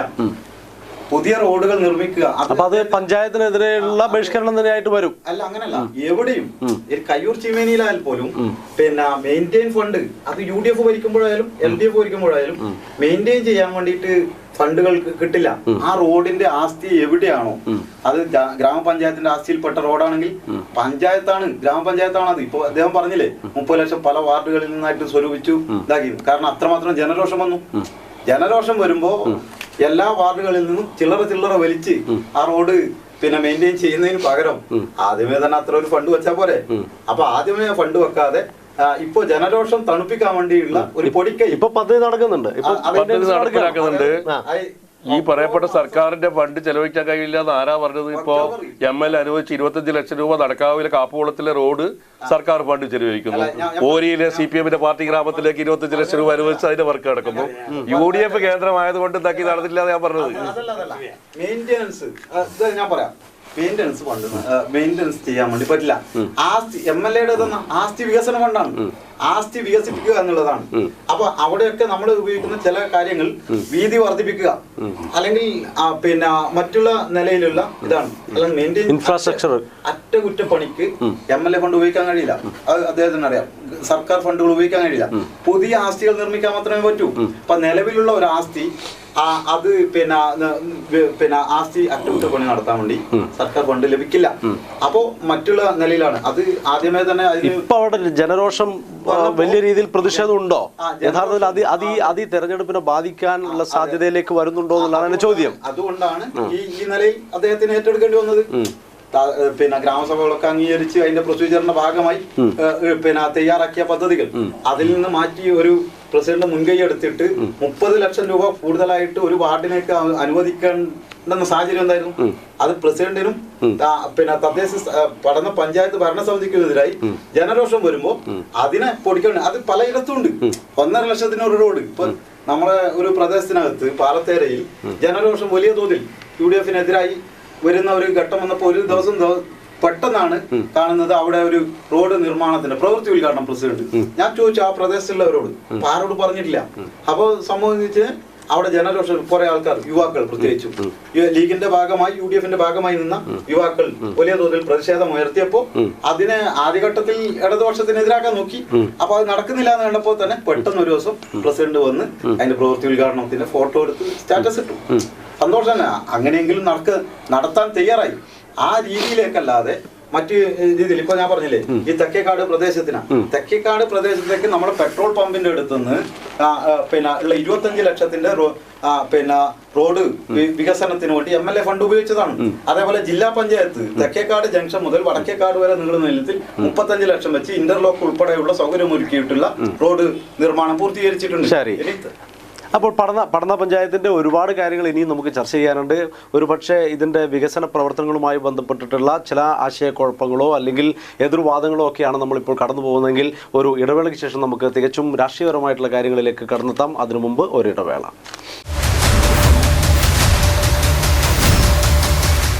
തീർച്ചയായും പഠന പഞ്ചായത്തിൻ്റെ മറ്റ് വിശദമായിട്ടുള്ള രാഷ്ട്രീയ കാര്യങ്ങളിലേക്കും ഒപ്പം ഇതുമായി ബന്ധപ്പെട്ടിട്ട് വരുന്ന ഈ പഞ്ചായത്തിൽ നടക്കുന്ന ഒരുപാട് കാര്യങ്ങൾ അല്ലെങ്കിൽ ജനങ്ങൾക്കുള്ളിൽ നടക്കുന്ന ആക്ഷേപങ്ങളും മറ്റു കാര്യങ്ങളൊക്കെ ഉണ്ടെങ്കിൽ നമുക്കിനി അതാണ് അറിയാനുള്ളത്.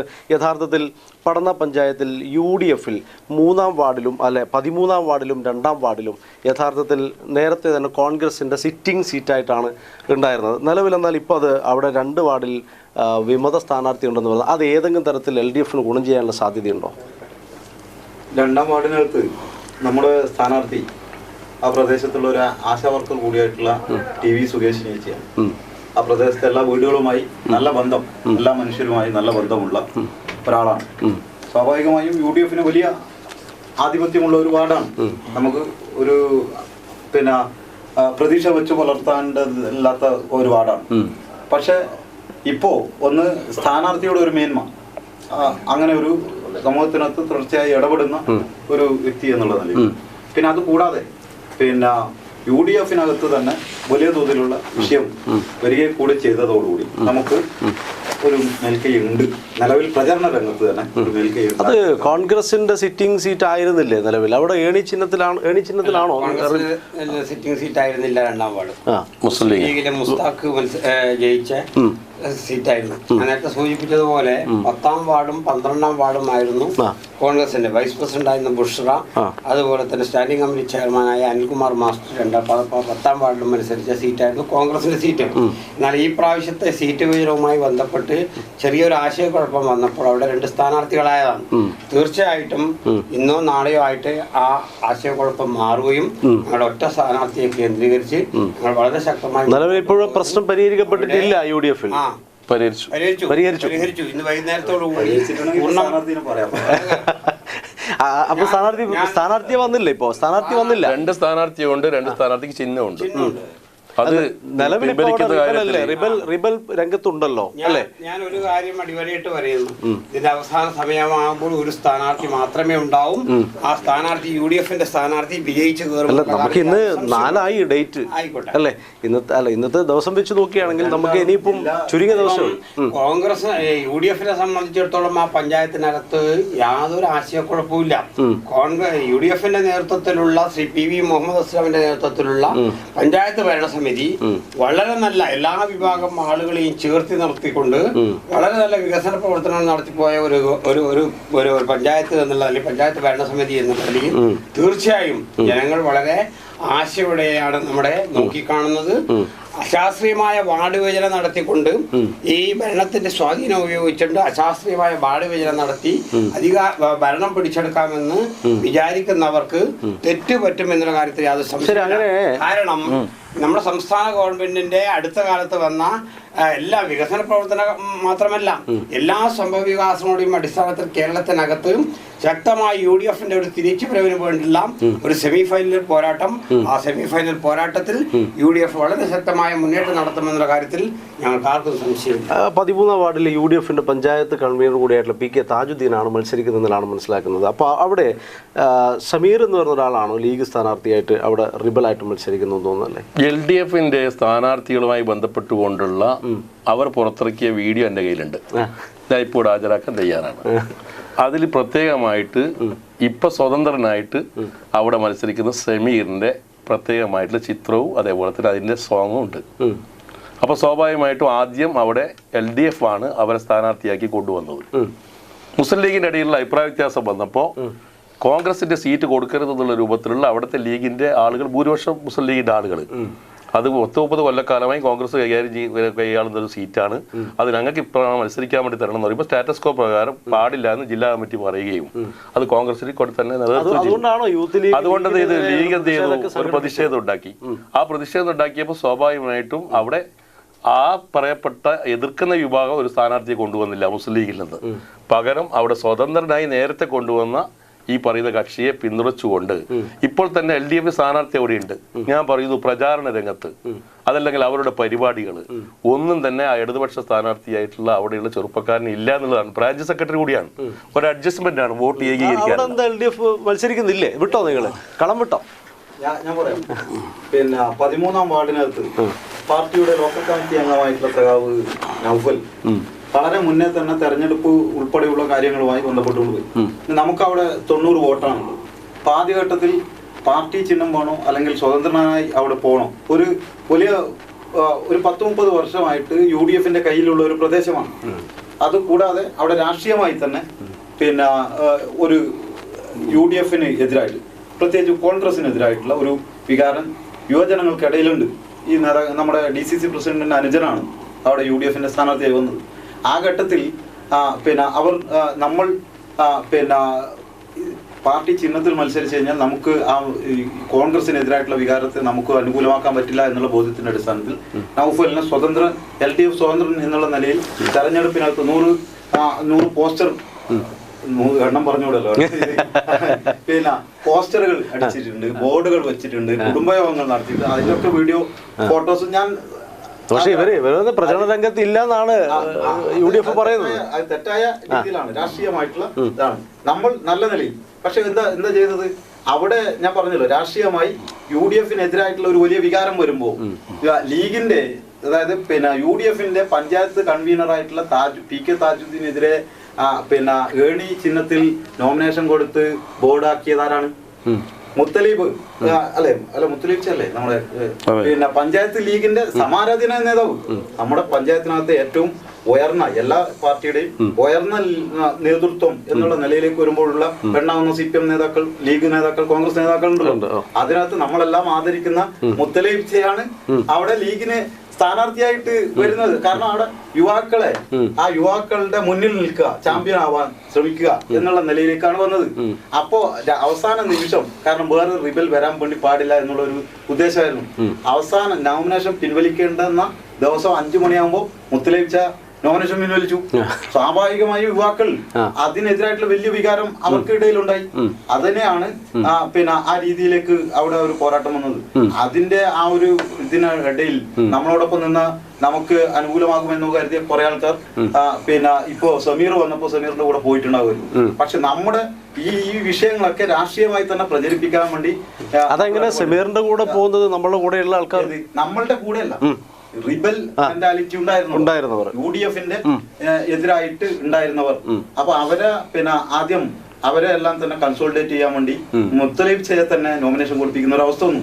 മുത്തലീബ്ച അവസാന നിമിഷം ഇത് പിൻവലിച്ചപ്പോ, നോമിനേഷൻ പിൻവലിച്ചപ്പോ, ഇത് മുസ്ലിം ലീഗിന്റെ ഒരു അതിഭയങ്കരമായ സ്ട്രാറ്റജി ആണോ യഥാർത്ഥത്തിൽ?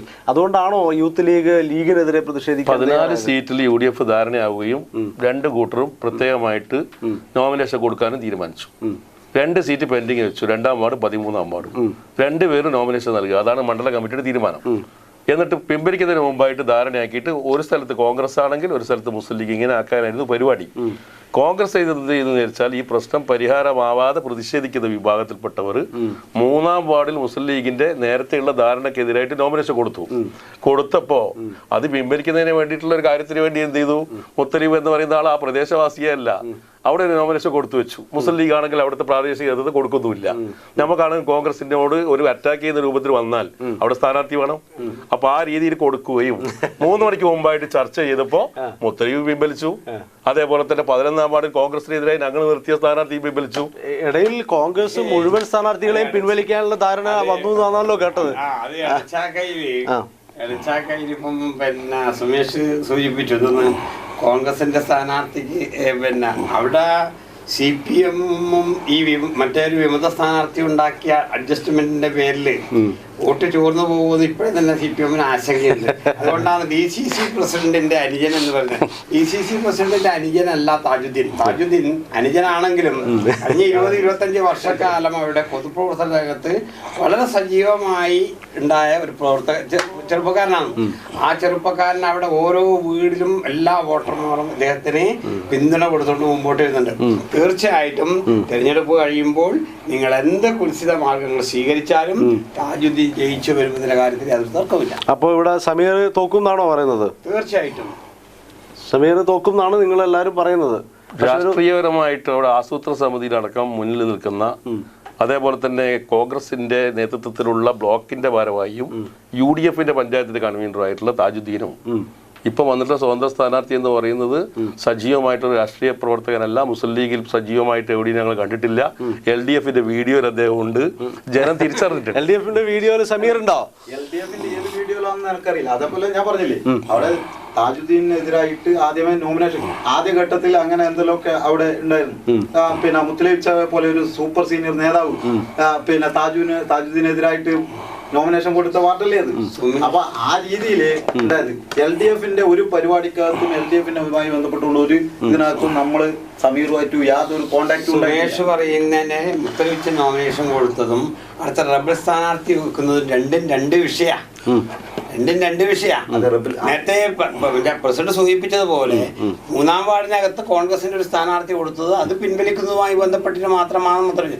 ഇടച്ചാക്കൈക്കാർക്കുണ്ടായ വികാരം എന്നാണ് ഇടച്ചാക്കയില്ല ഒരാളെ മത്സരിപ്പിക്കണമെന്നാണ്. അതിനുവേണ്ടി അവർ കണ്ടുവച്ച സ്ഥാനാർത്ഥി, ആ സ്ഥാനാർത്ഥി നോമിനേഷൻ കൊടുത്തിട്ടില്ല. ആ പ്രവർത്തനമായിട്ട് മുമ്പോട്ട് അതുകൊണ്ട് ഒരു റബലിന്റെ അങ്ങനെ ഒരു പ്രശ്നമേ ഉദിക്കുന്നില്ല. അവിടെ UDFന്റെ സ്ഥാനാർത്ഥി താജുദ്ദീനാണ്. താജുദ്ദീൻ കൃത്യമായി ജയിക്കും. താജുദ്ദീനെതിരായിട്ടുള്ള വികാരവും താജുദ്ദീനെതിരായിട്ട് എന്ത് വികാരമാണ് അവിടെ ഉള്ളത്? UDFനെതിരായിട്ടുള്ള ഒരു വികാരം പൊതുവിൽ. അപ്പൊ അത് ഉൾപ്പെടെ എന്ത് തന്നെയായിരുന്നാലും ഇടതുപക്ഷത്തിന് ഗുണകരമാകും എന്നുള്ള കാര്യത്തിൽ യാതൊരു തർക്കവുമില്ല. ഈ ദിവസങ്ങൾ വളരെ ചുരുക്കം ദിവസങ്ങളിൽ നമുക്ക് കാണുക. ഏതായാലും ഇവർ പറയുന്ന സമാശ്വസിക്കാൻ വേണ്ടി ഇവർ കണ്ടെത്തിയ ന്യായങ്ങൾ ആ നിലയിൽ പോകട്ടെ. സുമേഷ് പറഞ്ഞ ഞാൻ നേരത്തെ പറഞ്ഞ കാര്യത്തിന് അടിവരയിടുന്ന കാര്യമാണ് സുമേഷ് ഇപ്പൊ സൂചിപ്പിച്ചത്. നമ്മള് അനുകൂലമായി ഇടതുപക്ഷത്തിന് ജയിക്കുന്നില്ല പ്രതീക്ഷ സുമേഷ് വെക്കുന്നുണ്ട്. അതെ, തീർച്ചയായിട്ടും ഇടതുപക്ഷം ഞാൻ ആര് ജയിക്കുമെന്നാ പറഞ്ഞു. ജയിക്കാൻ ഇടതുപക്ഷത്തിന്റെ സ്ഥാനാർത്ഥിയായിട്ട് അവിടെ നൗഫലുണ്ട്. എത്രയോ വർഷക്കാലമായി പിന്നെ പൊതുരംഗത്തേക്ക് വന്നിട്ട് ഒരു 10 വർഷത്തിലധികം ഉള്ള ഒരു അനുഭവമാണ്. ആ സഖാവ് ആ പ്രദേശത്തിനകത്ത് മൊത്തത്തിൽ യുവാക്കളെ ആയാലും മറ്റു പൊതുവികസന വിഷയത്തിനകത്തെല്ലാം ഇടപെട്ടുകൊണ്ടിരിക്കുന്ന ഒരു സഖാവാണ് നൗഫൽ. ആ നൗഫൽ പിന്നെ ഇപ്പൊ പാർട്ടി എന്നുള്ള നിലയിലേക്ക് ലോക്കൽ കമ്മിറ്റിയിലൊക്കെ ഉയർന്നു വന്ന് ഒരു സഖാവാണ്. അപ്പൊ അവിടെ നമുക്ക് വളരെ ചുരുക്കം വോട്ടുകളാണ്, 10-90 വോട്ട്. പക്ഷെ ഈ UDF-നകത്തുണ്ടായിട്ടുള്ള ഈ പിന്നെ അന്തഛിദ്രങ്ങളെല്ലാം നമുക്ക് അനുകൂലമാവും എന്നുള്ളത് തന്നെയാണ് നമ്മളിപ്പോഴും പ്രതീക്ഷിക്കുന്നത്. ആ നിലയിലേക്ക് ഒരു അടിയൊഴുക്ക് എന്താണ് 13ാം വാർഡിനകത്തുണ്ടാവും. അത് നമുക്ക് പിന്നെ ഗുണം ചെയ്യും. ലീഗിന് UDF-ന് വലിയ BJP വോട്ടുകളുണ്ടോ ഈ പഞ്ചായത്തിൽ? BJPക്ക് വളരെ സ്ഥാനാർത്ഥികളുണ്ട്. അപ്പോ പൊതുവെ ആ സ്ഥാനാർത്ഥികളുടെ ഒക്കെ വിജയിക്കാൻ യാതൊരു സാധ്യതയില്ലാത്തതാണല്ലോ. സ്ഥാനാർത്ഥികൾ ഇല്ലാത്ത വാർഡുകളുണ്ടോ BJPക്ക്? അങ്ങനെ സ്ഥാനാർത്ഥികളില്ലാത്ത എന്നാ വോട്ടുള്ള വാർഡുകൾ ഉണ്ടോ എന്നുള്ളതാണ്. ഇല്ല. വളരെ BJP എതിർക്കുന്ന കാര്യത്തിൽ നമ്മൾ മൂന്നാൾ ഒന്നാണ്. അതേസമയം കഴിഞ്ഞ പാർലമെന്റ് തെരഞ്ഞെടുപ്പിലെ വോട്ടിങ്ങിന്റെ ഒരു പാറ്റേൺ എടുത്ത് പരിശോധിച്ച് നോക്കിയാൽ CPM-ന് ഏറ്റവും കൂടുതൽ ഭൂരിപക്ഷമുള്ള കേന്ദ്രങ്ങളിൽ 100-ഉം 150-ഉം വോട്ടുകൾ, 100-ൽ താഴെയും 100-ൽ മുകളിലായിട്ട് വോട്ടുകൾ കിട്ടിയത് വലിയ ആശങ്കയാണ് നമുക്ക് ഉണ്ടാക്കുന്നത്. മാത്രമല്ല ചരിത്രത്തിൽ ആദ്യമായിട്ട് ഏറ്റവും കൂടുതൽ നോമിനേഷൻ ഇത്തവണ പഠന പഞ്ചായത്തിൽ കൊടുത്തത് BJP കൊടുത്തിട്ടുണ്ട്. അത് ലീഗ് കേന്ദ്രങ്ങളിലല്ല, ഭൂരിഭാഗം CPM കേന്ദ്രങ്ങളിൽ. പൊതുവിൽ ഇത്തവണത്തെ തെരഞ്ഞെടുപ്പ് പിന്നെ പ്രഖ്യാപിക്കുന്നതിന് ഒരുപാട് മുന്നേ തന്നെ BJP പറഞ്ഞ ഒരു കാര്യം എന്താ, ഞങ്ങൾ എല്ലാ സീറ്റുകളിലേക്കും മത്സരിക്കും, എല്ലാ സീറ്റുകളിലും പിന്നെ ശക്തമായ ത്രികോണ മത്സരം ഉണ്ടാക്കും എന്നുള്ള വാദവുമായിട്ടാണ് അവർ മുന്നോട്ട് വന്നത്. പിന്നീട് നോമിനേഷൻ പിന്നെ പ്രക്രിയ എല്ലാം പൂർത്തീകരിച്ചു. അതായത് പിൻവലിക്കൽ ഉൾപ്പെടെയുള്ള സമയം കഴിഞ്ഞപ്പോഴേക്കും ഏതാണ്ട് 7000 ചില്ലാനും സീറ്റുകളിൽ UDF-ന് BJPക്ക് സീറ്റില്ല, അല്ല സ്ഥാനാർത്ഥിയില്ല. അതായത് 7000 എന്ന് പറയുമ്പോൾ 4-ൽ ഒരു കാൽഭാഗം 23,800 ചില്ലാനും സീറ്റുകളിലേക്കാണ് തെരഞ്ഞെടുപ്പ് നടക്കുന്നത്. അതിൽ കാൽഭാഗം സീറ്റുകളിൽ BJPക്ക് പിന്നെ സ്ഥാനാർത്ഥികളില്ല. പക്ഷെ അവരെല്ലായിടത്തും കയ്യൂര് എല്ലാ സ്ഥലത്തും ഒരാളെങ്കിലും 2ആളെങ്കിലും ഇല്ലെടുത്ത് നോമിനേഷൻ കൊടുക്കുന്നുണ്ട്. അത് അവരുടെ രാഷ്ട്രീയ തീരുമാനത്തിന്റെ ഭാഗമാണ്. അതൊന്നും ഇടതുപക്ഷ ഈ കഴിഞ്ഞ ലോക്സഭാ തെരഞ്ഞെടുപ്പിൽ CPM-ൽ നിന്നും നഷ്ടപ്പെട്ടു പോയി എന്ന് പറയുന്ന വോട്ടുകളിൽ ആശങ്കയുണ്ടോ എന്നുള്ളതാണ് ചോദ്യം. അങ്ങനെ ഒരു വിഷയമില്ല. ഇടതുപക്ഷത്തിന്റെ വോട്ട് പോയി എന്നാണ് ഇവർ പറയുന്നത്. ഞാൻ പറയാം, BJPക്ക് വോട്ട് കൂടിയത് CPM കേന്ദ്രങ്ങളിൽ മാത്രമാണോ? അല്ലല്ലോ. നമുക്ക് മൊത്തത്തിലെടുത്ത് നോക്കാം. ലീഗിന്റെ കോൺഗ്രസിന്റെ സീറ്റുകൾ പിന്നെ പ്രദേശങ്ങൾക്കകത്ത് UDF-ന് ഭൂരിപക്ഷമുള്ള പ്രദേശങ്ങൾക്കകത്ത് പിന്നെ എല്ലാ വോട്ടും സേഫ് ആയിരുന്നോ? ഇല്ല. അത് ചില ഇതിന്റെ ഭാഗമായി ഉണ്ടാക്കിയെടുക്കാൻ വേണ്ടി കഴിഞ്ഞ ഇതാണ്. അത് ശാശ്വതമൊന്നുമല്ല. CPM-ന്റെ കേന്ദ്രത്തിൽ അങ്ങനെ വലിയ വർധനവില്ല. നമ്മൾ കണക്കുകൂട്ടിയതിൽ ഒരു വോട്ട് പോലും അധികം, ഒരു 10 വോട്ട് അങ്ങോട്ടോ ഇങ്ങോട്ടോ മാറ്റം വന്നിട്ടുണ്ട്. നമ്മൾ തയ്യാറാക്കിയ കണക്ക്, നമ്മൾ പാർട്ടി രണ്ടാമത് റിവ്യൂ നടത്തുമല്ലോ. ആ രണ്ടാമത് റിവ്യൂ നടത്തിയപ്പോൾ മനസ്സിലാക്കി കൃത്യമായി എന്തെല്ലാം പ്രദേശത്തിനകത്ത് നമ്മൾ കൊടുത്ത കണക്കിൽ എനിക്ക് ചാർജ് ഉണ്ടായ ഒരു ബൂത്ത്, ആ ബൂത്തിനകത്ത് ആകെ BJPക്ക് നമ്മൾ കിട്ടുമെന്ന് പറഞ്ഞത് 21 വോട്ടാണ്. പക്ഷെ 23 വോട്ട് മാത്രമാണ് അവിടെ എടച്ചക്കൽ ബൂത്തിനകത്ത് കിട്ടിയത്. അവിടെ ഒരുപാട് BJPയിലേക്ക് ഒരുപാട് ആൾക്കാർ പോകുമെന്നുള്ള രീതിയിലൊക്കെ ഉണ്ടായിരുന്നു. ലീഗിന് UDF-ന്റെ ആണ് വലിയ ബെൽറ്റ്, നമുക്ക് ചെറിയൊരു പ്രദേശമാണ്. അവിടെ പോലും നമ്മൾ പറഞ്ഞതിൽ 1-2 വോട്ട് അധികമാവുന്നതല്ലാതെ ഒന്നുമില്ല. അതിനെ വല്ലാതെ പർവ്വതീകരിച്ച് CPM കേന്ദ്രങ്ങളിലെ BJP, അത് ലീഗിന്റെ ഒരു UDF-ന്റെ ഒരു അടവുന്നതിന്റെ ഭാഗമാണ്.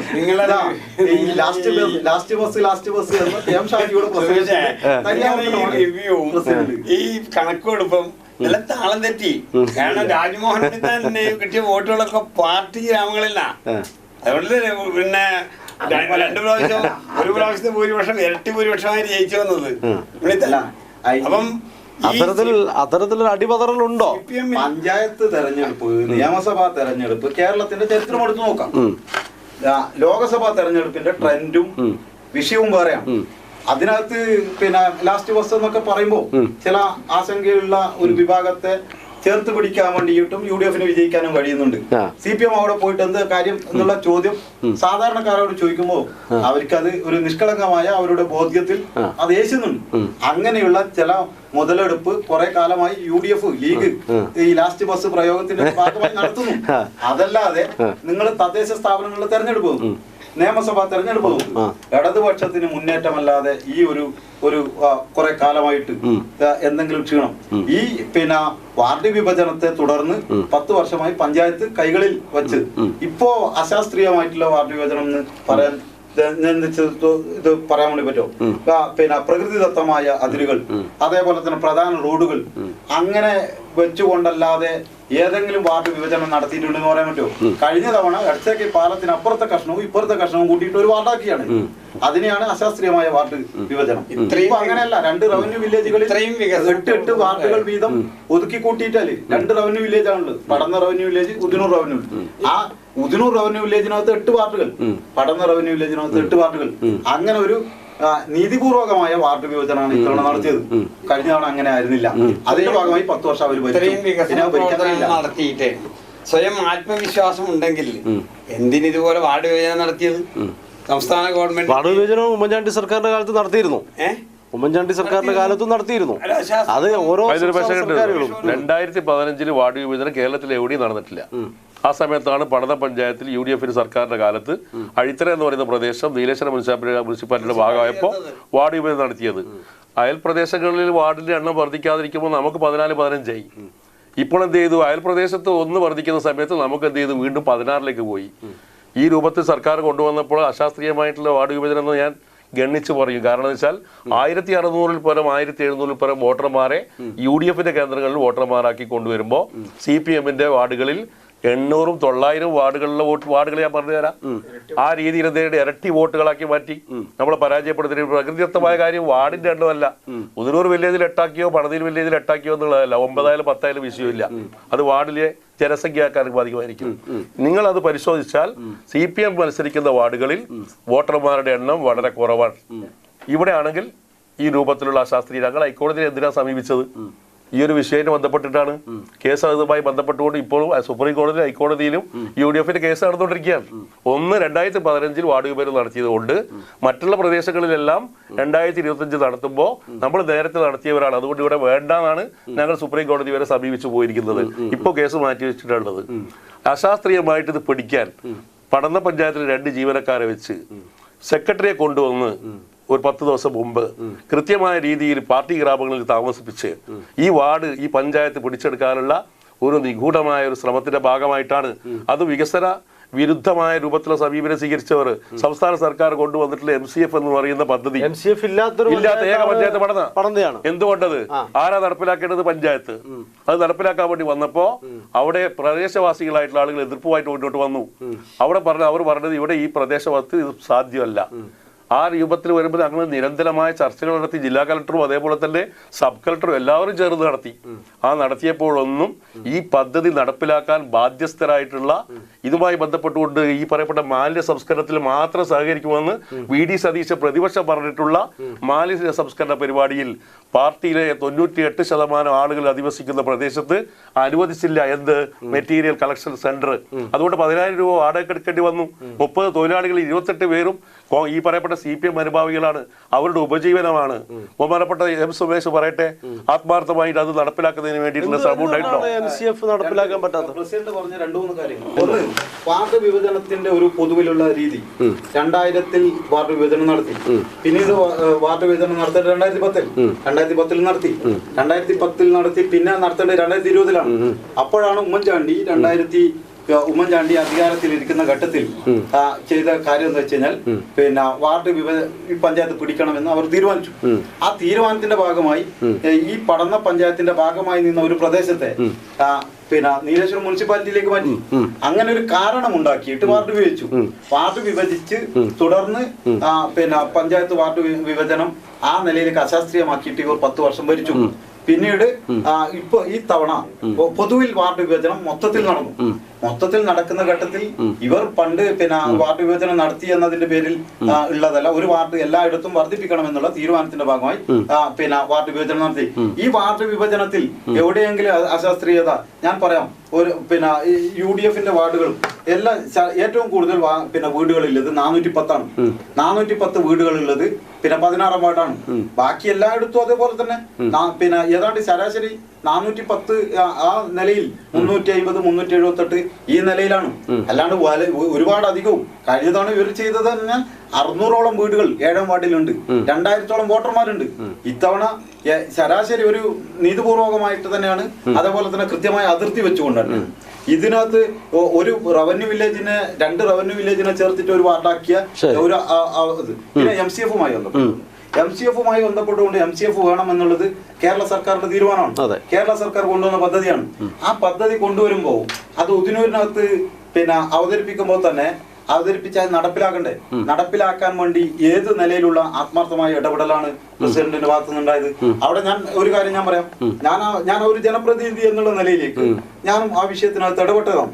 ആ ഘട്ടത്തിൽ ഒരു ഘട്ടത്തിൽ പിന്നെ നമ്മള് സബ് കളക്ടർ ഉൾപ്പെടെ വന്നിട്ട് ഇത് എന്തെന്നാലും ആരെതിർത്താലും നടപ്പിലാക്കും ആ നിലയിലേക്കാണ് പോകേണ്ടത്. ഒരു സമൂഹത്തെ ആകെ ബോധ്യപ്പെടുത്തണ്ടേ? ആ ബോധ്യപ്പെടുത്താൻ വേണ്ടി ഇടതുപക്ഷ CPM പറഞ്ഞത് എല്ലാവരെയും ബോധ്യപ്പെടുത്തിയിട്ട് നമുക്കിത് ആരംഭിക്കണം, ഇതിൽ നമ്മൾ സപ്പോർട്ടാണ്, എല്ലാവരും ബോധ്യപ്പെടുത്തണം. ബോധ്യപ്പെടുത്തുന്നതിന് പകരം ആശങ്കയുണ്ടാക്കും വിധത്തിലേക്കുള്ള പ്രചരണവും വാദങ്ങളുമാണ് UDF-ന്റെ ഭാഗത്തു നിന്നുണ്ടായത്. ഞാൻ പറയാം, ചില ആൾക്കാർ അവിടെ CPM-ന്റെ മെമ്പർമാർ ഉണ്ട്. CPM-ന്റെ മെമ്പർമാരുള്ള പിന്നെ പ്രദേശത്തിനകത്ത് പോയാൽ UDF-ന്റെ നേതാക്കന്മാർ പറയുന്നത് എന്താ? നിങ്ങളെ നേതാക്കന്മാർ, നിങ്ങളെ മെമ്പറല്ലേ തീരുമാനിച്ചത് എന്നുള്ള നിലയിലേക്ക് CPM മെമ്പർമാർക്കെതിരായിട്ട് വികാരമുണ്ടാക്കാനുള്ള ബോധപൂർവമായിട്ടുള്ള ഇടപെടൽ UDF ആത്മാർത്ഥമായി ശ്രമിച്ചിരുന്നെങ്കിൽ അത് അവിടെ നടക്കുമായിരുന്നു. എന്താ UDF ഇങ്ങനെ ആത്മാർത്ഥമായി ശ്രമിക്കാത്ത കാര്യത്തിൽ ഇത്തരത്തിലുള്ള ആരോപണങ്ങൾക്ക് വരുന്ന സമയത്ത്? അതെ, നമ്മുടെ കേന്ദ്രങ്ങളിൽ ഇടതുപക്ഷ സർക്കാർ കൊണ്ടുവന്ന മാലിന്യ സംസ്കരണ പരിപാടിയോട് നിസ്സഹകരിക്കുകയും അതിന് ഫണ്ട് വെക്കാതിരിക്കുകയും ചെയ്യുമ്പോഴാണ് UDF സഹകരിക്കാതിരിക്കുക. 35 ലക്ഷം രൂപയോളം ഈ പറയപ്പെട്ട ശുചിത്വ മിഷന്റെ ഫണ്ട് അടക്കം ചെലവഴിക്കാൻ അവിടെ MCF എന്ന് പറയുന്നത് ആൾപ്പാർപ്പില്ലാത്ത ജനവാസമില്ലാത്ത ശ്മശാനം നിലനിൽക്കുന്ന വാതക ശ്മശാനത്തിന്റെ പിറകിൽ പുകക്കുഴലില്ലല്ലോ ഇപ്പൊ. അല്ല, ശ്മശാനത്തിന്റെ പുകക്കുഴലിന്റെ കാര്യം ഞാൻ പറഞ്ഞുതരാം. ഈ ബാക്കിലുള്ള ഈ പറയുന്ന സ്ഥലത്ത് നിർമ്മിക്കാൻ വന്നപ്പോ അവിടെ പ്രാദേശികമായി എതിർത്ത സമയത്ത് എന്ത് ചെയ്തു? സർക്കാരിന്റെയും എല്ലാവരുടെയും നിലപാട് നടപ്പിലാക്കാൻ സഹായിക്കുമെന്നാണ് M സുമേഷ് തന്നെയാണ് അവിടെ എതിർക്കാൻ വന്നിട്ടുള്ള കക്ഷികളെ പ്രതിരോധിക്കാൻ എന്റെ കൂടെ വന്നത്. പക്ഷെ പാർട്ടി അവിടെ തീരുമാനമെടുത്തു, സബ് കളക്ടർ പങ്കെടുക്കുന്ന യോഗത്തിൽ അതിശക്തമായിട്ട് എതിർത്തിട്ട് അണികളെ തൃപ്തിപ്പെടുത്തുക എന്നുള്ളത്. അതിന്റെ ഭാഗമായിട്ടാണ് സ്റ്റാൻഡിംഗ് കമ്മിറ്റി ചെയർമാൻ ഇത് നടപ്പിലാക്കേണ്ട സുമേഷ് തോക്കിന്റെയും ലാത്തിയുടെയും മുമ്പിൽ ഈ പാർട്ടി ഗ്രാമത്തിൽ നടപ്പിലാക്കാൻ അനുവദിക്കില്ല എന്നുള്ളത് സബ് കളക്ടർ മുമ്പിൽ അദ്ദേഹം പറഞ്ഞത്. ഒരു ജനപ്രതിനിധിയല്ലേ? ആ സർക്കാരിന്റെ നിലപാട് നടപ്പിലാക്കേണ്ട ആളല്ലേ? 8 യോഗങ്ങളിൽ ചേർന്നത് 2 തവണയല്ലേ കളക്ടറും ജില്ലാ കളക്ടറും ഒക്കെ. നമ്മള് പിന്നെ ഇതിനകത്ത് എടുക്കേണ്ടത് ജനങ്ങളെ ബോധവൽക്കരിച്ചുകൊണ്ട് നടത്തണം എന്നുള്ളതാണ്. അതിനു വേണ്ടിയുള്ള എന്തൊരു ഇടപെടൽ നടത്തി. ഇപ്പൊ എനിക്കെതിരായിട്ട് വ്യക്തിപരമായി പറഞ്ഞല്ലോ പ്രസിഡന്റ്, ഞാൻ ഉൾപ്പെടെ എന്റെ മുന്നിൽ നിന്ന് പ്രസിഡന്റ് അവിടുത്തെ ചില ആൾക്കാർ ഈ ഒരു ആശങ്ക അറിയിച്ചുകൊണ്ട് ഇത് നടപ്പിലാക്കാൻ വിടില്ല എന്ന് പറഞ്ഞ ഘട്ടത്തിൽ പ്രസിഡന്റിന് എന്റെ മുന്നിൽ നിന്നാണ് പറയുന്നത്, ഇത് നടപ്പിലാക്കിയാൽ ഇത് നല്ല രീതിയിൽ പോകാൻ പറ്റുമോ? അതിന് അവരുടെ ഉള്ളിലുള്ള ആശങ്ക എന്ന് പറഞ്ഞു കഴിഞ്ഞാൽ അവിടെ പിന്നെ വാതക ശ്മശാനത്തിന്റെ കെടുകാര്യസ്ഥതയാണ്. അപ്പൊ ഇതുപോലെ ആവൂലേ എന്ന് പറഞ്ഞ പ്രസിഡന്റ് എന്താ പറഞ്ഞറിയോ? 2.5 കൊല്ലം കൂടെ ഞാൻ പ്രസിഡന്റ് ആയിട്ടുണ്ട്. അതിനുശേഷം എന്താ ഞാൻ ഗൾഫ് പോകും എന്തായാലും. അപ്പൊ ഈ 2.5 കൊല്ലം ഒരു പ്രശ്നം ഉണ്ടാവില്ല. എന്റെ മുന്നിൽ നിന്നാണ് പറയുന്നത്. ഞാൻ സാക്ഷി പഞ്ചായത്ത് പ്രസിഡന്റ് ആയിരിക്കുന്ന സന്ദർഭത്തിൽ എനിക്കൊരു ഉറപ്പ് നൽകാൻ കഴിയും, ഇതുമായി ബന്ധപ്പെട്ട് എന്തെങ്കിലും തരത്തിലുള്ള പ്രയാസം തൃക്കരിപ്പൂർ പഞ്ചായത്തിലെ ബസ് സ്റ്റാൻഡിലെ ഫിഷ് മാർക്കറ്റിന്റെ മുകളിലുള്ളത് വലിയൂർപ്പ് പഞ്ചായത്തിലെ പഞ്ചായത്ത് പ്രസിഡന്റിന്റെ മുകളിലുള്ള കാര്യം, പഠന ഭൂസാജ് വക്കിലെ വാടക കെട്ടിടത്തിലുള്ള കാര്യം, എന്തെങ്കിലും ആശങ്ക വന്നാൽ ഞാൻ 2.5 കൊല്ലം ഉണ്ട്, അത് പൂട്ടും, ആ സമയത്ത് പൂട്ടും. ഈ പ്രദേശവാസികൾക്ക് ബുദ്ധിമുട്ടുണ്ടായാൽ അന്ന് പൂട്ടും. സുമേഷ് പറഞ്ഞറിയോ? ലാത്തിയുടെയും തോക്കിന്റെയും ഇതുകൊണ്ട് വരാൻ പറ്റൂല. അവശേഷിക്കുന്ന 2.5 എനിക്ക് അതെല്ലാം ഉറപ്പ് കൊടുക്കാൻ പറ്റൂ. എനിക്ക് അതല്ലാതെ ഉറപ്പ് കൊടുക്കാൻ പറ്റുമോ? എനിക്ക് അടുത്ത പ്രസിഡന്റിന്റെ കാര്യം എനിക്ക് ഉറപ്പ് കൊടുക്കാൻ പറ്റില്ലല്ലോ. പ്രസിഡന്റ് എന്ന് പറയുന്നത് മാറി മാറി വരും. Party branch secretary, area committee member, അവിടെ പങ്കെടുത്ത മുഴുവൻ നേതാക്കന്മാരും പറഞ്ഞത് ഇവിടെ നടപ്പിലാക്കാൻ പാടില്ല. CPM പ്രവർത്തകർ ഇറങ്ങിപ്പോയി ആ ചർച്ചയിൽ വെച്ച്. പ്രസിഡന്റ് എന്ന് പറയുന്നത് ഒരു തുടർച്ചയാണ്. അടുത്ത തവണ LDF UDF ആരോ ആവട്ടെ, അത് വിഷയമല്ല. പക്ഷേ ഞാൻ പ്രസിഡന്റ് ആയിരിക്കുന്ന ഘട്ടം 2.5 കൊല്ലം എന്നുള്ള പ്രയോഗം തന്നെ അവരിൽ ആശങ്ക ഉണ്ടാക്കുന്നതാണ്. അവര് സ്വാഭാവികം എന്ന പ്രസിഡന്റിൽ വിശ്വാസം അർപ്പിച്ചു കഴിഞ്ഞാൽ പ്രസിഡന്റ് മാറിക്കഴിഞ്ഞാൽ വേറെ പിന്നെ ഇത് അബദ്ധമാകുമോ എന്നുള്ള ആശങ്ക ഉണ്ടാക്കുന്ന വിധത്തിലാണ് അദ്ദേഹം തെറ്റിദ്ധരിപ്പിക്കുന്നത്. അതുകൊണ്ട് LDF-ന്റെ ആൾക്കാർ ഇറങ്ങിപ്പോയോ?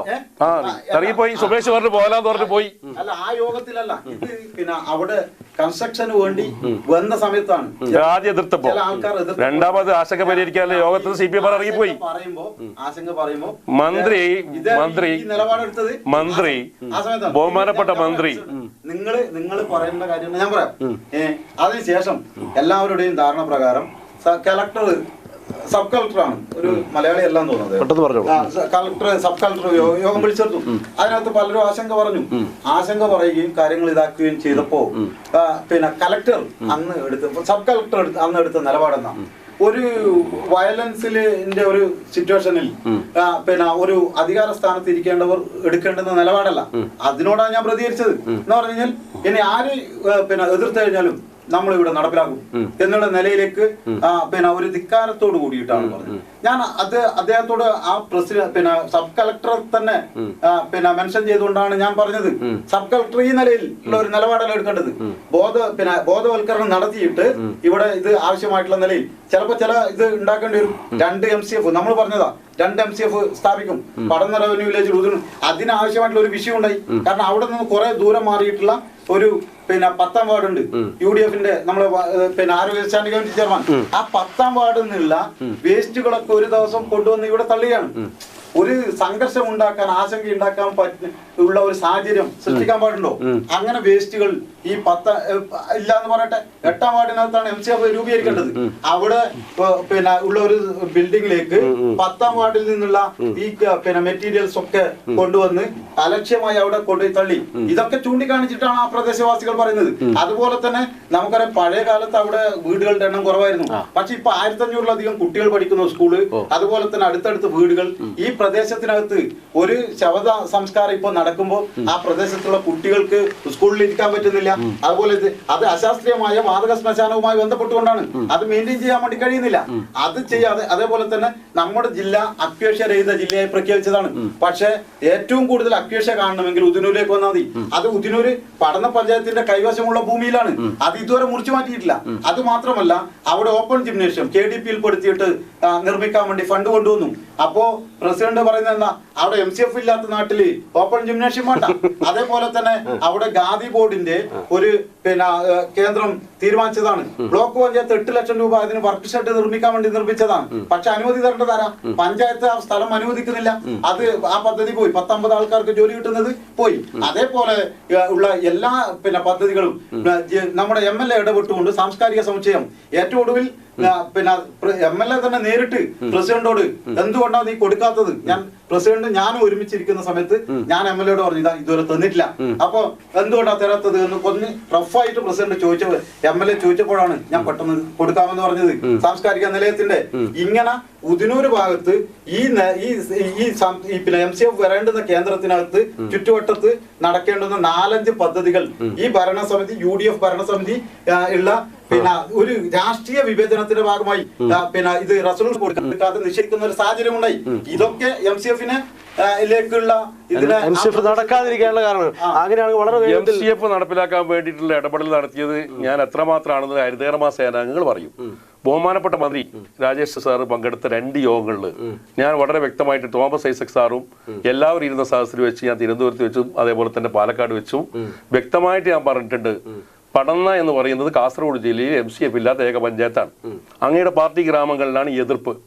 ചെറുപുത്ര പഞ്ചായത്ത് മുസ്ലിം ലീഗിന്റെ ആളുകൾ എതിർത്തപ്പോൾ അത് നീക്കി കൊടുക്കാൻ ഞങ്ങളുടെ നേതാക്കന്മാർ ഇടപെട്ടു. അതുകൊണ്ട് ബഹുമാനപ്പെട്ട മന്ത്രി തറക്കല്ലിടാൻ വേണ്ടി ഡേറ്റ് തരണം. അവിടെ വെച്ച് മറുപടി പറഞ്ഞത് എന്റെ തീയതി ഞാൻ തരും, ഞാൻ MLA വിളിച്ച് പറയാം. ഇന്നേ വരെ ഇവിടെ രാജേഷ് സാർ ഡേറ്റ് തന്നിട്ടില്ല. MLA-യോടെ പലതവണ പറഞ്ഞു അവിടെ ഒരു യോഗം വിളിച്ചു ചേർക്കണം, നിങ്ങൾ ആളുകളെ ഒന്ന് സമന്വയിപ്പിക്കണം. ഏറ്റവും വലിയ പ്രയാസം ഹരിതകർമ്മ സേനകൾ അനുഭവിക്കുന്നത് യോഗം വിളിച്ചു ചേർക്കാൻ തയ്യാറായിട്ടില്ല. അതിനുവേണ്ടി ആവശ്യമായ രൂപത്തിലുള്ള എതിർപ്പുമായിട്ട് ഇവർ വന്നപ്പോ അതേ വില്ലയിൽ തന്നെ 10,000 രൂപയുടെ വാടക കെട്ടെടുത്ത് ഇപ്പൊ പ്രവർത്തിക്കുകയാണ്. യാതൊരു പ്രയാസം അവിടെ ഇല്ല. ഇപ്പോൾ ഫണ്ട് മാറ്റിയിട്ടില്ല. പിന്നെ അവിടെ വികസനം വരുന്ന കാര്യത്തിൽ അവിടെ ആവശ്യമായ രൂപത്തിലുള്ള വികസനത്തിന്റെ പേരിൽ ഇപ്പൊ ഓപ്പൺ ജിമ്മ് വരാൻ വേണ്ടി പോകുമ്പോ ഞാൻ പറഞ്ഞിട്ടുണ്ട്, ഓപ്പൺ ജിമ്മിന് വേണ്ടി MLA-ക്ക് വേണമെങ്കിൽ അനുമതി വേണം, MCF ഉണ്ടാക്കാൻ വേണ്ടി പറ്റൂല. തീരുമാനം ഞാൻ കൊടുത്തിട്ടുണ്ട്. ഇപ്പൊ അത് ധനകാര്യ വകുപ്പിൽ കിടക്കാണ്, അതിന്റെ അനുമതി കിട്ടിയിട്ടില്ല. അതേപോലെ തന്നെ ഇപ്പൊ പറയുന്ന സമുച്ചയം, ആ സാംസ്കാരിക സമുച്ചയം, അതിന്റെ തീരുമാനം കൊടുത്തിട്ടുണ്ട്. MLA ഫണ്ട് AS കിട്ടി. എവിടെ ഒരു നമ്മള് നമ്മൾ എതിർത്തിട്ടില്ലല്ലോ. ഖാദി ഭവന്റെ പദ്ധതി എന്ന് പറയുന്നത് പഞ്ചായത്തിന് പണം വിനിയോഗിക്കാൻ പറ്റില്ലാത്തതുകൊണ്ട് ഒഴിവാക്കിയതാണ്. എന്നാൽ തെളിയിക്കട്ടെ. ഇല്ലില്ല, പഞ്ചായത്ത് അടിസ്ഥാനത്തിൽ ഈ പറയപ്പെട്ട ഖാദി ഇല്ല. ബ്ലോക്ക് പഞ്ചായത്ത് ചെയ്തൂടെ? ബ്ലോക്ക് പഞ്ചായത്തിന് ഈ പറയപ്പെട്ട ഈ ഓഫീസിൽ ബ്ലോക്ക് പഞ്ചായത്ത് സ്ഥലമില്ലേ? 10-15 സെന്റ് സ്ഥലം അവിടെ ഷെഡ് ഉണ്ടാക്കിയാൽ പോരെ? ഈ ഓഫീസ് ആരെന്നാണ് ബ്ലോക്കിന്റെ അല്ലേ? ഇപ്പൊ നമ്മള് അവിടെ ടേക്ക് എ ബ്രേക്ക് ഉണ്ടാക്കി. അവിടെ ബ്ലോക്ക് പഞ്ചായത്ത് സ്ഥലമല്ലേ അത്? ഈ ഷെഡ് ഉണ്ടാക്കാൻ നമ്മള് വിവേചനരഹിതമായ വികസന പ്രവർത്തനം നടത്തിയതിന്റെ അടയാളപ്പെടുത്തലാണ് അക്കേഷ്യ മരങ്ങൾ പൂർണ്ണമായിട്ട് കാപ്പുകുളം മുറിച്ചു മാറ്റി അവിടെ 27 ലക്ഷം രൂപക്ക് കുളം നവീകരിക്കാൻ കഴിഞ്ഞത്. മാച്ചിക്കാട് ജില്ലാ പഞ്ചായത്ത് അവിടെ നമ്മള് മാച്ചിക്കാട് ഇപ്പൊ അവിടെ പാർക്ക് വരുന്ന പ്രത്യേകമായിട്ടുള്ള ആ പാർക്കിന് വേണ്ടി നമ്മൾ ഫണ്ട് കൊടുത്തിട്ട് ചിൽഡ്രൻസ് പാർക്ക് അല്ല ഈ പറയപ്പെട്ട അത് ബ്ലോക്ക് പഞ്ചായത്ത് ഫണ്ട് കൊടുത്തു, ഗ്രാമപഞ്ചായത്ത് കൊടുത്തു, അവിടെ കൊടുത്തു.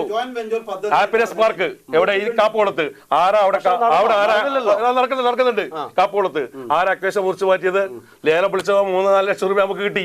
മാച്ചിക്കാട് മുറിച്ചു മാറ്റി, ഞങ്ങൾക്ക് പൈസ കിട്ടി. ഉദിനൂർ മുറിക്കാതിരുന്നത് അക്കേഷ്യയും മാഞ്ചിയും തമ്മിലുള്ള വില നിശ്ചയിക്കുമ്പോ ഫോറസ്റ്റ് ഡിപ്പാർട്ട്മെന്റ് ആവശ്യമായ രൂപത്തിൽ കാര്യങ്ങൾ പറഞ്ഞേക്ക്. ഈ 2 വർഷത്തിനിടയിലാണ് മുറിച്ചു മാറ്റിയത്. ഈ ഫോറസ്റ്റ് മാഞ്ചിയും തമ്മിലുള്ള ഈ പറയപ്പെട്ട വിലയിട്ടതിൽ കരാർ ഈ പറയപ്പെട്ട ലേലം വിളിക്കാൻ വന്ന ആളുകൾ എടുക്കാതെയായി. അപ്പോഴെന്ത് ചെയ്ത് ഫോറസ്റ്റ് ഡിപ്പാർട്ട്മെന്റിലേക്ക് നമ്മൾ വീണ്ടും കൊടുത്തു എസ്റ്റിമേറ്റിന്. ഇപ്പോഴെന്ത് ചെയ്തു? 1 വർഷമായി ഞാൻ താലൂക്ക് സമിതി പറയുന്നു. ഇപ്പൊ പഞ്ചായത്തിൽ എനിക്ക് അധികാരം കൊടുത്തു. അതാ മുറിക്കാൻ പോകുന്നു. എനിക്ക് അധികാരം കൊടുത്തു. അവസാന ചോദ്യം എന്താണ് 60 ലക്ഷം രൂപയുടെ പഠന പഞ്ചായത്തിലെ ആളുകൾക്ക് ഇരിക്കാനുള്ള ഒരു ഓഡിറ്റോറിയം ഞങ്ങളെ വടക്കേപ്പുറത്ത് കുടിവെള്ള പദ്ധതിക്ക് അനുയോജ്യമായിട്ടുള്ള ഒരു സാധ്യതയില്ലാത്ത സ്ഥലത്ത് അവിടെ ഇനി ഒരു കിണർ കുഴിക്കാൻ പോലും കിണർ കുഴിക്കാൻ വേണ്ടിട്ട് പാടില്ല. ഉപ്പുവെള്ളം നെഞ്ച് ഈ പറയപ്പെട്ട ഭൂഗർഭ വിഭാഗം നമുക്ക് അനുമതി തരാത്ത സ്ഥലം, അവിടെ വേസ്റ്റ് ആയി കിടക്കുന്ന ഒരു സ്ഥലം. ആ സ്ഥലത്താണ് 60 ലക്ഷം രൂപയുടെ ഒരു പദ്ധതി കൊണ്ടുവന്നപ്പോ CPM-ന്റെ അവിടുത്തെ പഞ്ചായത്തിലെ ലോക്കൽ സെക്രട്ടറി പരാതി നൽകി പാടില്ല. എന്തുകൊണ്ട്? UDF വികസനം കൊണ്ടുവരുന്നതുകൊണ്ടാണ്. UDF-ന്റെ വികസനത്തിനെ ഭയക്കുന്നുണ്ടോ LDF? അത് അവിടെ വന്ന എല്ലാവർക്കും ഉപകാരപ്പെടുന്നതല്ലേ? എന്തിനാ എതിർത്തത്? കുടിവെള്ളത്തിന് അവിടെ സാധ്യത ഇല്ല എന്നുള്ളത് കോൺഫറൻസ് ഹാളുമായി കോൺഫറൻസ് ഹാള് ഈ അവസാന നിമിഷം നാളെ ഏതെങ്കിലും കാലത്ത് ഉദ്ഘാടനം ചെയ്യപ്പെടേണ്ടുന്ന ഒരു കോൺഫറൻസ് ആണ്. ആ കോൺഫറൻസ് ഹാളില് ലീഗ് നേതാവിന്റെ പേരുൾപ്പെടെ എന്തായിരിക്കണം? CH-ന്റെ പേരിട്ടു. CH-ന്റെ പേരിലുള്ള അവിടെ എതിർപ്പ് ഭരണസമിതിയിലെ ഒരു മുൻ മുഖ്യമന്ത്രിക്ക് എതിർപ്പ്. ഞങ്ങൾ പറയാം ഒരു മുഖ്യമന്ത്രിയായ സാംസ്കാരികനായ CH മുഹമ്മദയുടെ പേരിടാൻ പാടുള്ള വിയോജനക്കുറിപ്പ്. പറക്കാനിരിക്കുന്ന കുഞ്ഞിന് പേരെഴുതുന്ന ഏർപ്പാട്. പറക്കാനിരിക്കുന്ന കുഞ്ഞിനല്ലേ EMS ഓഡിറ്റോറിയം ചെറുത്തുണ്ടാക്കിയത്, ആദ്യം പേരിട്ടത്. അല്ലല്ല, EMS ഓഡിറ്റോറിയം അവിടെ പറക്കാനിരിക്കുന്ന കുഞ്ഞിനല്ലേ ആദ്യം പേരിട്ടത്, EMS ഓഡിറ്റോറിയം ആക്കിയത് ആദ്യം പേരിട്ടതാണ്. അവിടെ പേരിടുന്നില്ലേ? ഇവര് ഫണ്ട് മാത്രം വെച്ച ഒരു പദ്ധതിക്ക് അതിന്റെ പേര് പറഞ്ഞുകൊണ്ട് ഈ അവസാന നിമിഷം CH-ന്റെ പേരിടുന്നതുകൊണ്ടാണോ എതിർപ്പ്? അല്ല എന്നാണ് പറയുന്നത്. പിന്നെ എതിർപ്പ്? കിണർ വരൂല, കിണർ ഒരിക്കലും വരൂല. അതല്ലെങ്കിൽ ഒരു കാര്യം, കഴിഞ്ഞ ഗ്രൗണ്ട് വാട്ടർ ലെവലിൽ അനുമതിയില്ല, ഒരിക്കലും കിണർ അവിടെ വരൂല. ഈ വർഷം ഒരു പ്രസിഡന്റ് വന്നാലും സാധ്യമല്ല. ഈ വർഷം ജനുവരിയിലാണ് നമ്മുടെ തദ്ദേശ സ്ഥാപനങ്ങളുടെ വികസന സെമിനാറുകൾ നടന്നത്. ആ പദ്ധതിയിൽ പോലും ഇല്ലല്ലോ. അതിനുശേഷം 3 വർഷമായിട്ട് മാറ്റിവെച്ച് 3 വർഷമായിട്ട് മാറ്റിവെച്ച പദ്ധതി മാർക്കറ്റിന്റെ അടുത്ത് പൊളിച്ചു മാറ്റിയിട്ട് പില്ലറിടാൻ വേണ്ടി തീരുമാനിച്ച ഓഡിറ്റോറിയത്തിന്റെ പദ്ധതിയായത്. സ്മാർട്ട് വില്ലേജിന് വേണ്ടിയിട്ട് നമ്മൾ സ്ഥലം വിട്ടുകൊടുത്ത് അവിടെ വെച്ച അവിടെയുള്ള പില്ലർ നഷ്ടപരിഹാരം നൽകിക്കൊണ്ടാണ് ഈ ഓഡിറ്റോറിയത്തിന്റെ ഫണ്ട് അങ്ങോട്ടേക്ക് മാറ്റിയത്. ഇപ്പോ 2 ദിവസം ഉണ്ടാക്കിയതല്ല, 2 ദിവസം ഉണ്ടാക്കിയതല്ല, 3 വർഷം ഉണ്ടാക്കിയ പദ്ധതിയാണ്. ഞങ്ങൾ ആ ഒരു കരട് കാണിച്ചുകൊണ്ടാണ് സ്മാർട്ട് വില്ലേജ് വന്നത്. ആ ഡ്രീം പ്രൊജക്ടുകൾ എന്ന് പറയുന്നത് അവരുടെ പൊളിറ്റിക്കൽ ഐഡന്റിറ്റി. നമ്മൾ 2 വർഷം കൂടെ പദ്ധതി ഉണ്ടാക്കി പണി തുടങ്ങി. സ്മാരകത്തിലെ കോൺഫറൻസ് ഹാള് അത് ഉണ്ടാവേണ്ടത് എങ്ങനെയാ? വികസന സെമിനാറിനകത്ത് അതുപോലെ തന്നെ പദ്ധതിക്കകത്തും. എന്നാൽ ഞാൻ ചാലഞ്ച് ചെയ്ത് ഈ കഴിഞ്ഞ 2-3 വർഷത്തെ വികസന സെമിനാറിൽ 60 ലക്ഷം രൂപയുടെയും ഈ പറയുന്ന പദ്ധതി ഇല്ലെങ്കിൽ ഞാൻ പൊതുജീവിതം അവസാനിപ്പിക്കും. 3 വർഷത്തെ വികസന സെമിനാറിലെ പട്ടികയിൽ ഈ ഓഡിറ്റോറിയത്തിന് 60-50 ലക്ഷം രൂപയുടെ പദ്ധതി ഇല്ലെങ്കിൽ ഞാൻ പൊതുപ്രവർത്തനം അവസാനിപ്പിക്കും. ടൗണിനകത്ത് പിന്നെ പഠന ടൗണിനകത്ത് ഇത് ചെയ്യണമെന്നാണ് പിന്നെ എത്ര കാലമായി ലീഗുകാർ പറയുന്നത്. പെട്ടെന്ന് ഈ തെരഞ്ഞെടുപ്പ് പ്രഖ്യാപിക്കുന്ന ഈ അടുത്ത നിമിഷങ്ങളിലുണ്ട് പെട്ടെന്ന് വടക്കേപ്പുറത്ത് കോൺഫറൻസ് ഹാള് ഇത് പിന്നെ പഠന ടൗണിൽ, അതായത് ഈ വില്ലേജ് ഓഫീസിന്റെ ബിൽഡിംഗിൽ ഉണ്ടായിരുന്ന പ്രദേശത്തിനകത്ത് ഉള്ള പിന്നെ കോൺഫറൻസ് ഹാള് പഠന വടക്കേപ്പുറത്തേക്ക് മാറ്റിയത് ആണെന്നുള്ള രീതിയിലല്ല. ഞാൻ ചോദിച്ച ചോദ്യം ശ്മശാനം എന്താണ്? ശ്മശാനവുമായി ബന്ധപ്പെട്ടുകൊണ്ട് വളരെ വേഗം ശ്മശാനത്തിനകത്ത് ജോയിന്റ് വെഞ്ചർ പദ്ധതിയാണ്. ജില്ലാ പഞ്ചായത്തും ബ്ലോക്ക് പഞ്ചായത്തും ഗ്രാമപഞ്ചായത്തും ചേർന്നിട്ടുള്ളതാണ്. പക്ഷെ അതിന്റെ ആസ്തി എന്ന് പറയുന്നത് പഞ്ചായത്തിൽ പിന്നെ നിക്ഷിപ്തമായിട്ടില്ലാണ്. ആ പഞ്ചായത്ത് അത് മെയിൻറ്റെയിൻ ചെയ്ത് കൊണ്ടുപോകുന്നതിൽ വലിയ വീഴ്ച വന്നിട്ടുണ്ട്. അത് നമുക്ക് അതിന്റെ ഒരു ടെക്നിക്കൽ കമ്മിറ്റിയും കാര്യങ്ങളൊക്കെ അതിന്റെ യോഗത്തിനകത്ത് ജനങ്ങളുടെ ആകെ യോഗം വിളിച്ചപ്പോ നമ്മൾ പങ്കെടുത്തതാണ്. പക്ഷെ ഇവിടെ വരുന്നവരെ എല്ലാം തൃപ്തിപ്പെടുത്തുന്ന വിധത്തിൽ ഒരു വലിയ ജംബോ കമ്മിറ്റിയാക്കി അങ്ങനെ നമ്മൾ ഇത് നടക്കാൻ വേണ്ടി പോകുന്നില്ല. കാരണം അതിന്റെ തുടർ പ്രവർത്തനമില്ല. അത് അതിന്റെ ടെക്നിക്കൽ എക്സ്പേർട്ടുകളെ പിന്നെ നമുക്ക് ഉപയോഗിക്കാൻ പറ്റുന്ന വിധത്തിലേക്ക് കാര്യങ്ങൾ കൊണ്ടുപോകുന്നില്ല. അതിന്റെ ഭാഗമായിട്ട് ഇപ്പോ നിരന്തരമായി അത് തകരാറില്ലാവുന്നു. അത് മെയിൻറ്റെയിൻ ചെയ്യുന്നതിൽ വലിയ വീഴ്ച വരുന്നു. എന്നിട്ടും സാധാരണ ഒരു പദ്ധതിക്ക് ജില്ലാ പഞ്ചായത്ത് ഫണ്ട് വെക്കും. അത് പിന്നീട് തുടർന്നും ജില്ലാ പഞ്ചായത്ത് 1-2 തവണ 10 ലക്ഷം രൂപ തോതിൽ അവിടെ അനുവദിക്കുന്ന അവസ്ഥ വന്നു. പക്ഷെ പിന്നീട് ഇപ്പോഴും അത് കൃത്യമായി കൊണ്ടുപോകാൻ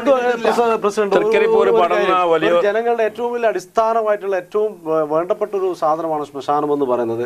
അവിടെ എന്താണ് ഇത്തരത്തിൽ പ്രശ്നങ്ങൾ? ജില്ലാ പഞ്ചായത്ത് പ്രസിഡന്റ് AG ബഷീറും അതേപോലെ തന്നെ ബ്ലോക്ക് പഞ്ചായത്ത് പ്രസിഡന്റ് ജാനകിയേട്ടിയുള്ള സമയത്ത് ഗ്രാമപഞ്ചായത്ത് പ്രസിഡന്റ് PC ഫൗസിയ ഈ കാസർഗോഡ് ജില്ലയിൽ തൃക്കരിപ്പൂര്, അതേപോലെ പിലിക്കോട്, അതേപോലെ വലിയുറമ്പ്, അതേപോലെ തന്നെ തൊട്ടടുത്ത ചെറുവത്തൂർ 4 പഞ്ചായത്തിലില്ലാത്ത ഒരു പദ്ധതി ദിശാബോധവും ഭാവനയും ഉള്ളത് കൊണ്ട് ഫൗസിയയുടെ ഭരണകാലത്ത് ഞാൻ സ്റ്റാൻഡിംഗ് കമ്മിറ്റി ചെയർമാനാണ്.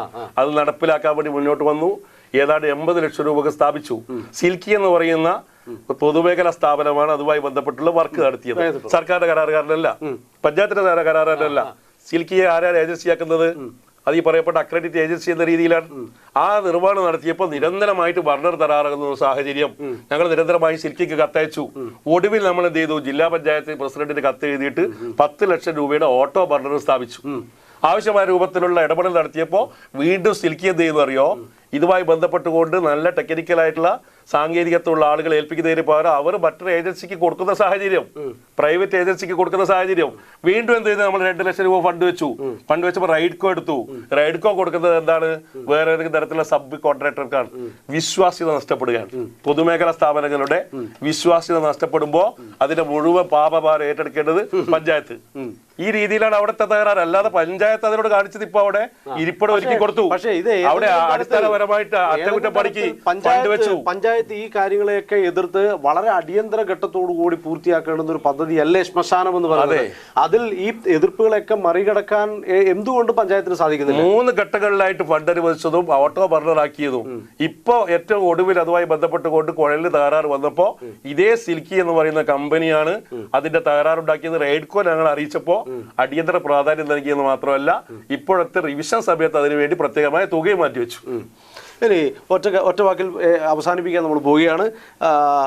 പ്രതിപക്ഷം എന്നുള്ള നിലയിൽ ഈ വരുന്ന 5 വർഷത്തേക്ക് നമുക്ക് ഭരണം തരണമെന്ന് ജനങ്ങളോട് പറയുമ്പോൾ നമ്മൾ ഇത്രയും നേരം ചർച്ച ചെയ്ത ഒരുപാട് വിഷയങ്ങളുണ്ട്. ഇതിൽ ഒറ്റ വാക്കിൽ എന്ത് വാക്കുകൊണ്ടാണ് നിങ്ങൾക്ക് ജനങ്ങളിൽ നിൽക്കുന്ന വോട്ടവകാശം ചോദിക്കുന്നത്? ഞങ്ങൾ പറയുന്നത് കാര്യക്ഷമമായ പഞ്ചായത്ത് ഭരണം എന്നുള്ളത് തന്നെയാണ്. അത് പ്രധാനമായും ഇപ്പോൾ തദ്ദേശ സ്ഥാപനങ്ങൾ വലിയ തോതിൽ സാമ്പത്തികവും അധികാരവും ഉള്ള സ്ഥാപനങ്ങളായി മാറിയിട്ടുണ്ട് ജനകീയാസൂത്രണത്തിന്റെ തുടർച്ചയായിട്ട്. അപ്പോൾ അത് നല്ല നിലയിൽ വിനിയോഗിക്കാൻ, അത് നല്ല നിലയിൽ ഈ പഞ്ചായത്തിനകത്ത് നടപ്പിലാക്കാൻ വേണ്ടി കൊണ്ടുപോകാൻ സാധിച്ചിട്ടില്ല. ഈ 10 വർഷക്കാലം UDF-ന് സാധിച്ചിട്ടില്ല എന്നുള്ളതാണ്. അതിന്റെ ഏറ്റവും ഒടുവിലത്തെ ഉദാഹരണമാണ് ഇപ്പോൾ ഇതുവരെയായിട്ട് ഈ 10 വർഷക്കാലം മറ്റെല്ലാ പഞ്ചായത്തുകളും 100% പദ്ധതി വിനിയോഗത്തിലൂടെ പിന്നെ ശ്രദ്ധേയമായ നേട്ടം കൈവരിച്ചിട്ടുണ്ട്. ഈ 10 വർഷവും പിന്നെ 100%ത്തിലേക്ക് പോയിട്ടുണ്ടോ? പദ്ധതി നികുതി പിരിവിൽ മാത്രമാണ് 100% ആക്കുന്നത്. അത് ഇൻസെന്റീവ് ഒക്കെ കിട്ടുന്ന ഏർപ്പാടാണ്. പക്ഷെ പദ്ധതി വിനിയോഗത്തിൽ ഇപ്പോഴും ആകുന്നില്ല. ഇപ്പോൾ പറഞ്ഞ് നമ്മള് ലാസ്റ്റ് ലാപ്പിലേക്ക് പോയി. പദ്ധതി വർഷത്തിന്റെ അവസാന ലാപ്പിലേക്ക് കടക്കുകയാണ് ഡിസംബറിൽ. ഇപ്പോഴും നമ്മളെ പഞ്ചായത്തിനകത്ത് പദ്ധതി വിനിയോഗം എന്ന് പറയുന്നത് 12.7%. ശരി. 12.7%. ആ നിലയിലേക്ക് വരുമ്പോ സ്വാഭാവികമായും നമ്മൾ പറയുന്നത് നമ്മൾ പദ്ധതി ആസൂത്രണ സമിതികൾ യോഗം ചേരാറില്ല. മറ്റുള്ള നിലയിലേക്ക് പിന്നെ വ്യക്തിഗത ഗുണഭോക്താക്കൾക്ക് ഞാൻ നേരത്തെ പാൽ കർഷകരുടെ കാര്യം പറഞ്ഞു, ക്ഷീര കർഷകരുടെ കാര്യം പറഞ്ഞു, നെൽ കർഷകർക്ക് ഉൾപ്പെടെ അവർക്ക് ആനുകൂല്യങ്ങൾ സമയബന്ധിതമായി കൊടുക്കുന്നില്ല. ഒക്ടോബർ പകുതിക്ക് ശേഷവും നെൽകൃഷിക്ക് കൂലിച്ചെലവ് എന്നുള്ള പദ്ധതി അത് ജോയിന്റ് വെഞ്ചർ പദ്ധതിയാണ്, ബ്ലോക്ക് ഉൾപ്പെടെ. അതിന്റെ ലിസ്റ്റ് ഇതുവരെ കൊടുത്തിട്ടില്ല. അതാണ് അവസ്ഥ. ക്ഷീരകർഷകർക്ക് ഒക്ടോബർ പകുതിക്ക് ശേഷമാണ് കൊടുക്കുന്ന സാഹചര്യം ഉണ്ടായി. അപ്പൊ അത് മാറ്റിയിട്ട് സമയബന്ധിതമായി നമ്മുടെ പരിമിതികളോ സാധ്യതകളോ അത് കൃത്യമായ നടത്തിപ്പ് എന്നുള്ളതാണ്. ജനങ്ങൾ ഏറ്റവും കൂടുതൽ ഇടപെടുന്ന ഒരു സ്ഥാപനം അത് പഞ്ചായത്താണ്, വില്ലേജും പഞ്ചായത്തും ഒക്കെയാണ്. അപ്പൊ ജനങ്ങൾക്ക് അവർക്ക് ആവശ്യമായിട്ടുള്ള പിന്നെ സഹായങ്ങൾ, എല്ലാ തരത്തിലുള്ള സഹായങ്ങളും സമയബന്ധിതമായി കൊടുക്കുക എന്നുള്ളതാണ് LDF-ന്റെ നയം. യെസ്, അങ്ങനെ നോക്കുകയാണെങ്കിൽ ഇത്തവണ ഈ ഭരണ തുടർച്ച ഉണ്ടാക്കാൻ, ഈ ഇത്രയും പ്രയാസങ്ങൾക്കിടയിൽ നിന്നും ഈ ഭരണ തുടർച്ച ഉണ്ടാക്കാൻ എന്താണ് ജനങ്ങളോട് ഏറ്റവും അവസാനമായി പറയാനുള്ളത്? വളരെ വേഗത്തിൽ പറയണം. ജനങ്ങൾക്ക് വേണ്ടത് സുതാര്യമായിട്ടുള്ള, അതേപോലെ തന്നെ എല്ലാ വിഭാഗങ്ങളെയും ഒരുപോലെ കാണുന്ന, രാഷ്ട്രീയത്തിന്റെ അതിപ്രസരമില്ലാത്ത, പാർട്ടി സെൽഭരണമില്ലാത്ത ഒരു ഭരണസമിതിയാണ്. അത് കഴിഞ്ഞ 5 വർഷക്കാലം ജനങ്ങൾക്കിടയിൽ എല്ലാ വിഭാഗങ്ങളെയും ഒരുപോലെ കൊണ്ടുപോകാൻ, പ്രത്യേകിച്ച് പ്രതിപക്ഷത്തിലുള്ള മെമ്പർമാർക്ക് പോലും അവിടെ ഒറ്റ വാർഡിൽ പോലും വികസനത്തിൽ വിവേചനം കാണിക്കാതെ കൃത്യമായ രീതിയിൽ തുല്യത പാലിച്ചുകൊണ്ട് എല്ലാ പ്രദേശത്തും, നേരത്തെ പഠന പ്രദേശത്തെ അവഗണിക്കലായിരുന്നു CPM. ഇപ്പൊ പറയുന്നത് അതല്ല. പഞ്ചായത്ത് പ്രസിഡന്റ് CPM കേന്ദ്രങ്ങളിൽ വികസനം കൊടുത്തതാണ് UDF പ്രവർത്തകന്മാർ പറയുന്നത്. അവരാണ് പറയുന്നത് ഒന്നും തന്നിട്ടില്ല. അതിൽ തന്നെ കാര്യബോധ്യമാണ്. അതുകൊണ്ട് തന്നെ കൃത്യമായ രീതിയിൽ വികസന കാഴ്ചപ്പാട്, ദിശാബോധവും ഉണ്ടായത് കൊണ്ടാണ് പരിമിതിക്കുള്ളിലും ഒരുപാട് പ്രവർത്തനങ്ങൾ നടത്തി 2 തവണ തൊഴിലുറപ്പ് പദ്ധതിയിൽ മഹാത്മാ പുരസ്കാരം നേടി. നേരത്തെ ഞാൻ പറഞ്ഞ പുരസ്കാരത്തിന് പുറമെ നല്ല രീതിയിൽ മാതൃകാപരമായ പ്രവർത്തനം കാണിച്ചിട്ടുണ്ട്. കഴിഞ്ഞ 5 വർഷക്കാലം വികസന കാര്യത്തിൽ ഒരു സുവർണ കാലഘട്ടമായിരുന്നു. ആ 15 വർഷത്തിൽ നിന്ന് ജനങ്ങൾ ആലോചിക്കുമ്പോൾ ഒരിക്കലും ആ പഞ്ചായത്തിൽ ഇവിടെ വരാൻ ഒരു സാധാരണ ഒരു വോട്ടർ ആഗ്രഹിക്കില്ല. അതുകൊണ്ട് ഇപ്പോഴത്തെ അശാസ്ത്രീയമായ വാർഡ് വിഭജനത്തിന്റെ ഇടയിലും ഞാൻ പറയുന്നു, 9 സീറ്റോടെ തെക്കേക്കാട് കഴിഞ്ഞ തവണ 28 വോട്ടിനാണ് CPM തോറ്റത്. 250 വോട്ടിന് ജയിക്കുന്ന സ്ഥലത്ത് അവിടെ ഇതാ ഞങ്ങളിപ്പോ ഒരു സ്വതന്ത്ര സ്ഥാനാർത്ഥിയെ ഇറക്കിയിട്ട് CPM-ന്റെ ഉന്നത ഒരു മഹിളാ രംഗത്ത് പ്രവർത്തിക്കുന്ന നേതാവിന് സ്ഥാനാർത്ഥിക്ക് എതിരായിട്ടാണ് ഞങ്ങൾ സ്ഥാനാർത്ഥി ഇറക്കിയിരിക്കുന്നത്. അവിടെ അടക്കം ഉദിനൂറിൽ നേരത്തെ ഉണ്ടായിട്ടുള്ള 10-ാം വാർഡിലെ കോൺഗ്രസിന്റെ സീറ്റ് അശാസ്ത്രീയമാക്കിയെങ്കിലും അവിടെ അടക്കം ഞങ്ങൾ വിജയിച്ച് ഈ നാടിന്റെ നന്മക്കും എല്ലാ വിഭാഗം ആളുകളുടെയും ക്ഷേമത്തിനും പഞ്ചായത്തിന്റെ ഒരു ഭരണസമിതി നിലവിൽ വരും, യാതൊരു സംശയമില്ല. യെസ്, ഈ ഭരണസമിതിയുടെ ഭാഗമെന്ന നിലയിൽ കോൺഗ്രസ് വളരെ എങ്ങനെയാണ് ശുഭാപ്തി വിശ്വാസത്തോടു കൂടി ഈ ഒരു വോട്ട് അഭ്യർത്ഥിക്കാൻ പോകുന്നത്? ഞാൻ സംസ്ഥാന രാഷ്ട്രീയത്തിലേക്ക് ഒന്നും കയറിയിട്ടില്ല, കാരണം അങ്ങനെ പറഞ്ഞു കഴിഞ്ഞാൽ നമുക്ക് ഇവിടെ ഒന്നും പറയാൻ പറ്റില്ല എന്നുള്ളതുകൊണ്ടാണ്. 10 വർഷമായിട്ടുള്ള UDF-ന്റെ ഭരണസമിതി, ആ ഭരണസമിതി എല്ലാ വിഭാഗം ജനങ്ങളെയും തൃപ്തി കൊടുത്തുകൊണ്ട് വളരെ തൃപ്തികരമായ രീതിയിൽ, വളരെ സുതാര്യമായി, അഴിമതിയില്ലാതെ കൊണ്ടുപോയ ആ ഭരണത്തിന് വീണ്ടും ജനങ്ങൾ അനുകൂലമായി വോട്ട് ചെയ്യും. പക്ഷേ അശാസ്ത്രീയമായ വാർഡ് വിഭജനം, ആ അശാസ്ത്രീയമായ വാർഡ് വിഭജനത്തിനെ ഗണ്ണിച്ചുകൊണ്ട് നേരത്തെ ഞാൻ പ്രസിഡന്റ് സൂചിപ്പിച്ചതുപോലെ 1-2 വാർഡുകളിൽ അത്ഭുതങ്ങൾ സംഭവിച്ചുകൊണ്ട് വീണ്ടും UDF പഠന പഞ്ചായത്തിനകത്ത് ഭരണ വരും. ശരി, ഏതായാലും പഠന പഞ്ചായത്തിന്റെ വളരെ വിശദമായ ചർച്ചകളാണ്. ഒരുപക്ഷെ ഏറ്റവും മഹത്തരമായ ഒരു ചർച്ച എന്ന് പറയാം, വളരെ ക്രിയാത്മകമായ ഒരു ചർച്ച എന്ന് പറയാം. കാരണം പഞ്ചായത്തിൽ എന്ത് നടന്നു, എന്ത് നടന്നില്ല എന്നുള്ളത് വളരെ കണിശതയോടുകൂടി പറയാൻ പറ്റാവുന്ന, പ്രസിഡന്റും അതുപോലെ തന്നെ പ്രതിപക്ഷ നിരയും ഒക്കെ കൂടിയിട്ടുള്ള ഒരു UDF എന്ന് പറയുന്ന ശക്തമായ പ്രബലമായ മുന്നണിയും ഒപ്പം LDF എന്ന് പറയുന്ന കേരളം ഭരിച്ചുകൊണ്ടിരിക്കുന്ന ഏറ്റവും ശക്തമായ മുന്നണിയും തമ്മിലുള്ള ഒരു ശക്തമായ മത്സരം തന്നെയാണ്. ഇതിനിടയിൽ റിബൽ ബുദ്ധിമുട്ടുകൾ 1-2 സ്ഥലങ്ങളിൽ ഉണ്ടെങ്കിൽ കൂടി അത് ശക്തമായി പരിഹരിച്ചുകൊണ്ട് UDF അത് ഒറ്റക്കെട്ടായി മുന്നോട്ട് പോകുമെന്നുള്ള ആത്മവിശ്വാസത്തിലാണ് UDF ഇത്തവണ വോട്ട് അഭ്യർത്ഥിക്കുന്നത്. അതോടൊപ്പം ഇവിടെ സൂചിപ്പിച്ചിരിക്കുന്ന ഒരുപാട് കാര്യങ്ങളിലുള്ള ക്രിയാത്മകമായിട്ടുള്ള ഇടപെടലുകൾ ശക്തമാക്കിക്കൊണ്ട് അടുത്ത 5 വർഷം LDF ഭരിക്കുകയാണെങ്കിൽ അവർ ഈ ഇടപെടലുകളെല്ലാം ശക്തമാക്കിക്കൊണ്ട് കൂടുതൽ മെച്ചപ്പെടുത്താൻ വേണ്ടിയിട്ടുള്ള ആ സമയബന്ധിതമായ പ്രവർത്തനങ്ങൾ പൂർത്തിയാക്കുമെന്ന് പറയുന്ന ഒരു രീതിയിലാണ് യഥാർത്ഥത്തിൽ LDF-ഉം ഇത്തവണ ജനങ്ങൾക്ക് മുമ്പിലേക്ക് വരുന്നത്. ഒറ്റ കാര്യമേ ഉള്ളൂ, ഏത് മുന്നണികൾ ഭരിച്ചാലും സാധാരണക്കാരനെ സംബന്ധിച്ച് അവന് വേണ്ടുന്ന അടിസ്ഥാനപരമായിട്ടുള്ള കാര്യങ്ങൾ അത് രാഷ്ട്രീയം മറന്ന് ഒരുമിച്ച് ചേർന്ന് നടപ്പിലാക്കി കൊടുക്കുക എന്നുള്ളതാണ് ജനാധിപത്യത്തിൻ്റെ സൗന്ദര്യം. ആ സൗന്ദര്യം പഠന പഞ്ചായത്തിൽ ഇനിയും ഒരുപാട് കായകൽപ്പം അവാർഡുകൾക്ക് നേടാനുള്ള ഒരു നേട്ടം ഉണ്ടാക്കാൻ വേണ്ടി അവർക്ക് സാധിക്കട്ടെ എന്ന് മാത്രം ആശംസിച്ചുകൊണ്ട് നാട്ടങ്കത്തിൻ്റെ പഠന പഞ്ചായത്തുമായി ബന്ധപ്പെട്ടിട്ടുള്ള ഈ ഒരു ചർച്ച ഇവിടെ അവസാനിക്കുകയാണ്.